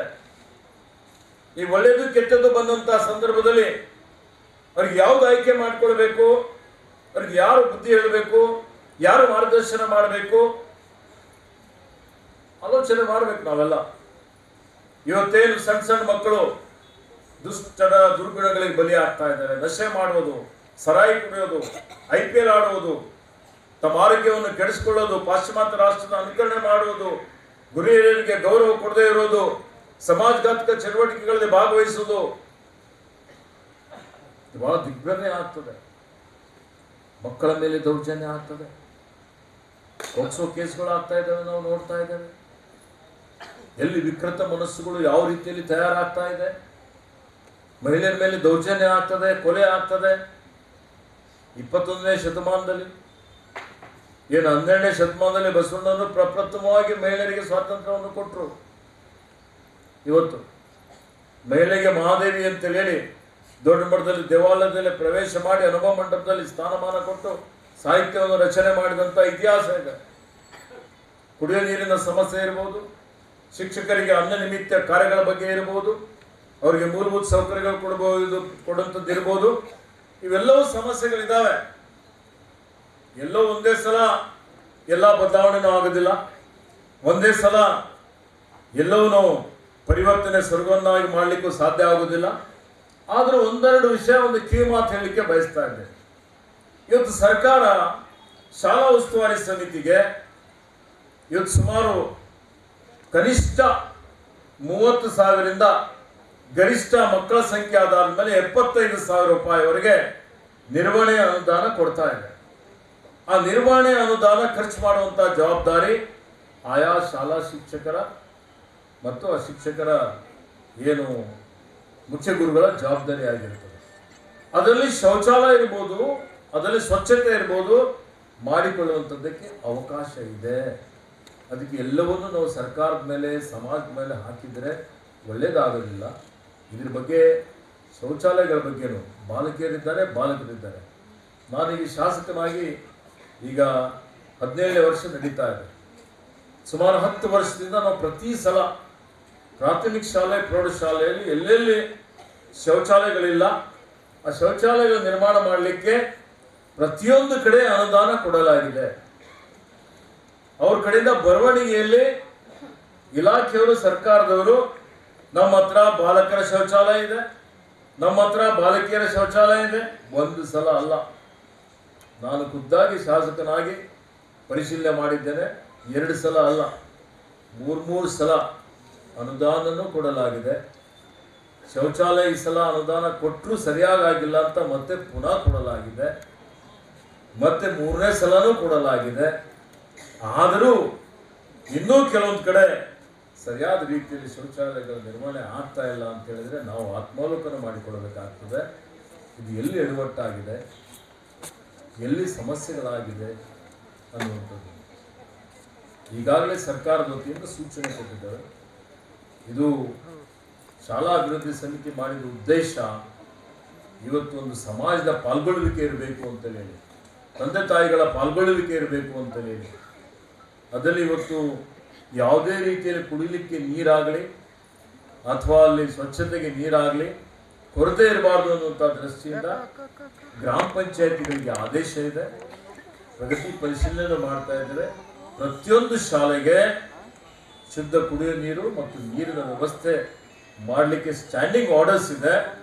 ಯಾರು ಕ್ರಿಯಾಶೀಲ ಇದ್ದಂಥ ಶಿಕ್ಷಕರು ಮುಖ್ಯ ಗುರುಗಳು ಯಾರಿದ್ದಾರೆ ಅವ್ರ ಶಾಲೆಯಲ್ಲಿ ಶೌಚಾಲಯ ಇರ್ಬೋದು ಅಥವಾ ಕುಡಿಯುವ ನೀರು ಇರ್ಬೋದು, ಅದರ ಸಮಸ್ಯೆ ಇಲ್ಲ ಅನ್ನುವಂಥ ಮಾತನ್ನು ಹೇಳಿಕೆ ಬಯಸ್ತಾರೆ. ನಾನು ಖುದ್ದಾಗಿ ಇದನ್ನು ಪರಿಶೀಲನೆ ಮಾಡಿದ್ದೇನೆ. ಪ್ರತಿಯೊಂದು ತ್ರೈಮಾಸಿಕ ಪ್ರಗತಿ ಪರಿಶೀಲನೆ ಸಭೆಯಲ್ಲಿ ನಾವು ಇದನ್ನು ನೋಡ್ತಾ ಇದ್ದೇವೆ. ಇವತ್ತೇನು ಖಾಸಗಿ ಶಿಕ್ಷಣ ಸಂಸ್ಥೆಗಳ ಸಮಸ್ಯೆ ನವೀಕರಣ ಇರ್ಬೋದು, ಇವತ್ತೇನು ನಮ್ಮಲ್ಲಿರುವಂಥ ಬೇರೆ ಬೇರೆ ಅವರಿಗೆ ಪತ್ರಗಳು ನಿರಾಕ್ಷೇಪಣಾ ಪತ್ರ ಏನು ಕೇಳ್ತಾ ಇದ್ದಾರೆ, ಈಗಲೇ ಅದ್ರ ಬಗ್ಗೆ ಸ್ವಲ್ಪ ಸಮಸ್ಯೆ ಇದೆ. ಕೆಲವೊಂದು ಸಲ ಉಚ್ಚ ನ್ಯಾಯಾಲಯದ ತೀರ್ಪಾಯಿತು, ಇವತ್ತು ಫೈರ್ ಸೇಫ್ಟಿ ಇರಬೇಕು ಅನ್ನೋಂಥದ್ದು. ಕೆಲವೊಂದು ಕಡೆ ಇವತ್ತೇನು ಬೆಂಕಿ ಅವಘಡಗಳಾಗಿ ಮಕ್ಕಳು ಮೃತಪಟ್ಟಿದ್ದು, ಅದರಿಂದ ನಿಯಮಗಳಾಗ್ತವೆ, ಆ ನಿಯಮಗಳದ್ದು ಆಡಳಿತದಲ್ಲಿ ದುರುಪಯೋಗ ಆಗ್ತದೆ, ಶೋಷಣೆ ಆಗ್ತದೆ. ಇದು ನಮ್ಮ ಗಮನದಲ್ಲೂ ಇದೆ. ಭಾಳ ಸಲ ಶಿಕ್ಷಣ ಇಲಾಖೆಯವರಿಗೆ ಇದ್ರ ಬಗ್ಗೆ ನಾವು ಮನದಟ್ಟು ಮಾಡಿಕೊಟ್ಟಿದ್ದೇವೆ. ಸರಳೀಕರಣ ಮಾಡಿ 10 ವರ್ಷಗಳವರೆಗೆ ಒಂದು ಸಲ ತಗೊಂಡ್ರೆ ಮತ್ತೆ ಪುನಃ ರಿನ್ಯೂವಲ್ ಏನಂತೀರಿ ನವೀಕರಣ ಮಾಡುವಂಥದ್ದಕ್ಕೆ ಅವಕಾಶ ಇರಬಾರ್ದು ಅನ್ನುವಂಥ ಸಲಹೆಯನ್ನು ಕೊಟ್ಟಿದ್ದಾರೆ. ಸರಳೀಕರಣ ಮಾಡಲಿಕ್ಕೆ ಮತ್ತು ಖಾಸಗಿ ಶಾಲೆಗಳಿಗೆ ಹೆಚ್ಚಿನ ಒಂದು ಪ್ರೋತ್ಸಾಹ ಕೊಡುವಂಥದ್ದು. ಸರ್ಕಾರ ಸದೃಢವಿಲ್ಲದಂಥ ಸಂದರ್ಭದಲ್ಲಿ ಖಾಸಗಿ ಶಾಲೆಗಳು, ಯಾಕೆ ನೀವು ನೋಡಿದ್ರಿ ಕರ್ನಾಟಕ ಬೀದರ್ ಜಿಲ್ಲೆಯಲ್ಲೇ ಶಿಕ್ಷಣ ಬೆಳೆದಿದೆ ಅಂದರೆ ಇನ್ನು ಒಂದೇ ಒಂದು ಹೈಸ್ಕೂಲ್ ಇರಲಿಲ್ಲ ಇಲ್ಲಿ. ಆ ಸಮಯದಲ್ಲಿ ಲಿಂಗಕ್ಕೆ ಚನ್ನಬಸವಪಟ್ಟದೇವರು ಶಾಂತಿವರ್ಧಕ ಶಿಕ್ಷಣ ಸಂಸ್ಥೆ ಸಂಸ್ಥಾಪನೆ ಮಾಡಿದರು. ನಮ್ಮ ತಂದೆಯವರಾದ ಪೂಜ್ಯ ಭೀಮಣ್ಣ ಕಟ್ರಿಯವರು ಅನೇಕ ಜನ ಈ ರೀತಿಯಲ್ಲಿ ಈ ಶಾಲಾ ಕಾಲೇಜುಗಳು, ಪ್ರಥಮ ಮಹಿಳಾ ಮಹಾವಿದ್ಯಾಲಯಗಳು ಪ್ರಾರಂಭ ಮಾಡಿದರು. ಬಿಡಪ್ಪವ್ರು ಮಾಡಿದರು, ಅನೇಕ ಸಂಘ ಸಂಸ್ಥೆಗಳು ಮಾಡಿದ್ದಾರೆ. ಅವ್ರೇನು ಅವತ್ತೇನು ಇವತ್ತು ವಾಣಿಜ್ಯೀಕರಣ ಮಾಡಬೇಕು, ಅದರಿಂದ ಲಾಭ ಪಡಿಬೇಕು ಅಂತ ಮಾಡಿಲ್ಲ. ಸ್ವಂತ ಅವರೇ ಬೇರೆ ಬೇರೆ ಕಡೆಯಿಂದ ಎಲ್ಲ ಸಂಪನ್ಮೂಲವನ್ನು ಕ್ರೋಢೀಕರಣ ಮಾಡಿ ತ್ಯಾಗ ಮಾಡಿದಂಥದ್ದು. ಇವತ್ತು ಏನು ಖಾಸಗಿ ಶಿಕ್ಷಣ ಸಂಸ್ಥೆಗಳಿದೆ, ಭಾಳ ಕಷ್ಟ ಇದೆ, ನನಗೆ ಗೊತ್ತಿದೆ. ನಾನು ಒಂದು ಸಂಸ್ಥೆ ಅಧ್ಯಕ್ಷನಾಗಿ ಅನೇಕ ಅಡೆತಡೆಗಳು ಬರ್ತವೆ. ಇಂಥ ಸಂದರ್ಭದಲ್ಲಿ ಖಾಸಗಿ ಶಿಕ್ಷಣ ಸಂಸ್ಥೆ ಇಲ್ಲೇ ನಮ್ಮ ರೇವಂತ್ ಸಿದ್ದಪ್ಪ ಜಲಾದೇವರು ಇದ್ದಾರೆ, ಸುಮಾರು ಜನ ಇದ್ದಾರೆ. ಒಂದ್ಸಲ ಸಭೆ ಮಾಡಿದ್ದೇನೆ. ಸರ್ಕಾರದ ಗಮನಕ್ಕೆ, ಇಲಾಖೆ ಗಮನಕ್ಕೆ, ಇಲಾಖೆ ಸಚಿವರ ಗಮನಕ್ಕೆ ತಂದು ಅದನ್ನು ಸರಳೀಕರಣ ಮಾಡುವಂಥದ್ದಕ್ಕೆ ಪ್ರಾಮಾಣಿಕವಂತ ಪ್ರಯತ್ನ ಮಾಡ್ತೇವೆ ಅನ್ನುವಂಥ ಭರವಸೆಯನ್ನು ಕೊಡ್ತಾರೆ. ಅಲ್ಲಂ ಪ್ರಭುದೇವರು ಹೇಳ್ತಾರೆ, ಭೂಮಿ ನಿನ್ನದಲ್ಲ, ಹೇಮ ನಿನ್ನವಳಲ್ಲ, ಕಾಮಿಣಿಯೂ ನಿನ್ನವಳವಲ್ಲ, ನಿನ್ನ ಒಡವೆ ಎಂಬುದು ಜ್ಞಾನದ ರತ್ನ. ಅಂತ ರತ್ನವನ್ನ ತಯಾರು ಮಾಡೋದು ಕ್ಷೇತ್ರ ಅಂದರೆ ಶೈಕ್ಷಣಿಕ ಕ್ಷೇತ್ರ ಅಂತಕ್ಕಂಥ ಮಾತನ್ನು ತಿಳಿಸಿ, ಉಸ್ತುವಾರಿ ಸಚಿವರು ಈ ಕಾರ್ಯಕ್ರಮದ ಅಧ್ಯಕ್ಷತೆ ವಹಿಸಿ ಎಲ್ಲಕ್ಕೂ ಅವರು ಒಳ್ಳೆ ಮಾತುಗಳನ್ನ ಆಡಿದ್ದಾರೆ. ಅವರಿಗೊಂದು ದೂರದೃಷ್ಟಿ ಇದೆ, ಒಳ್ಳೆ ಕಾರ್ಯನ ಮಾಡ್ತಾ ಇದ್ದಾರೆ. ಅವರಿಗೂ ಎಲ್ಲರಿಗೂ ಭಕ್ತಿಪೂರ್ವಕ ಶರಣು ಶರಣ. ಪೂಜೆಗೆ ಅನಂತ ಶರಣಾರ್ಥಿಗಳು.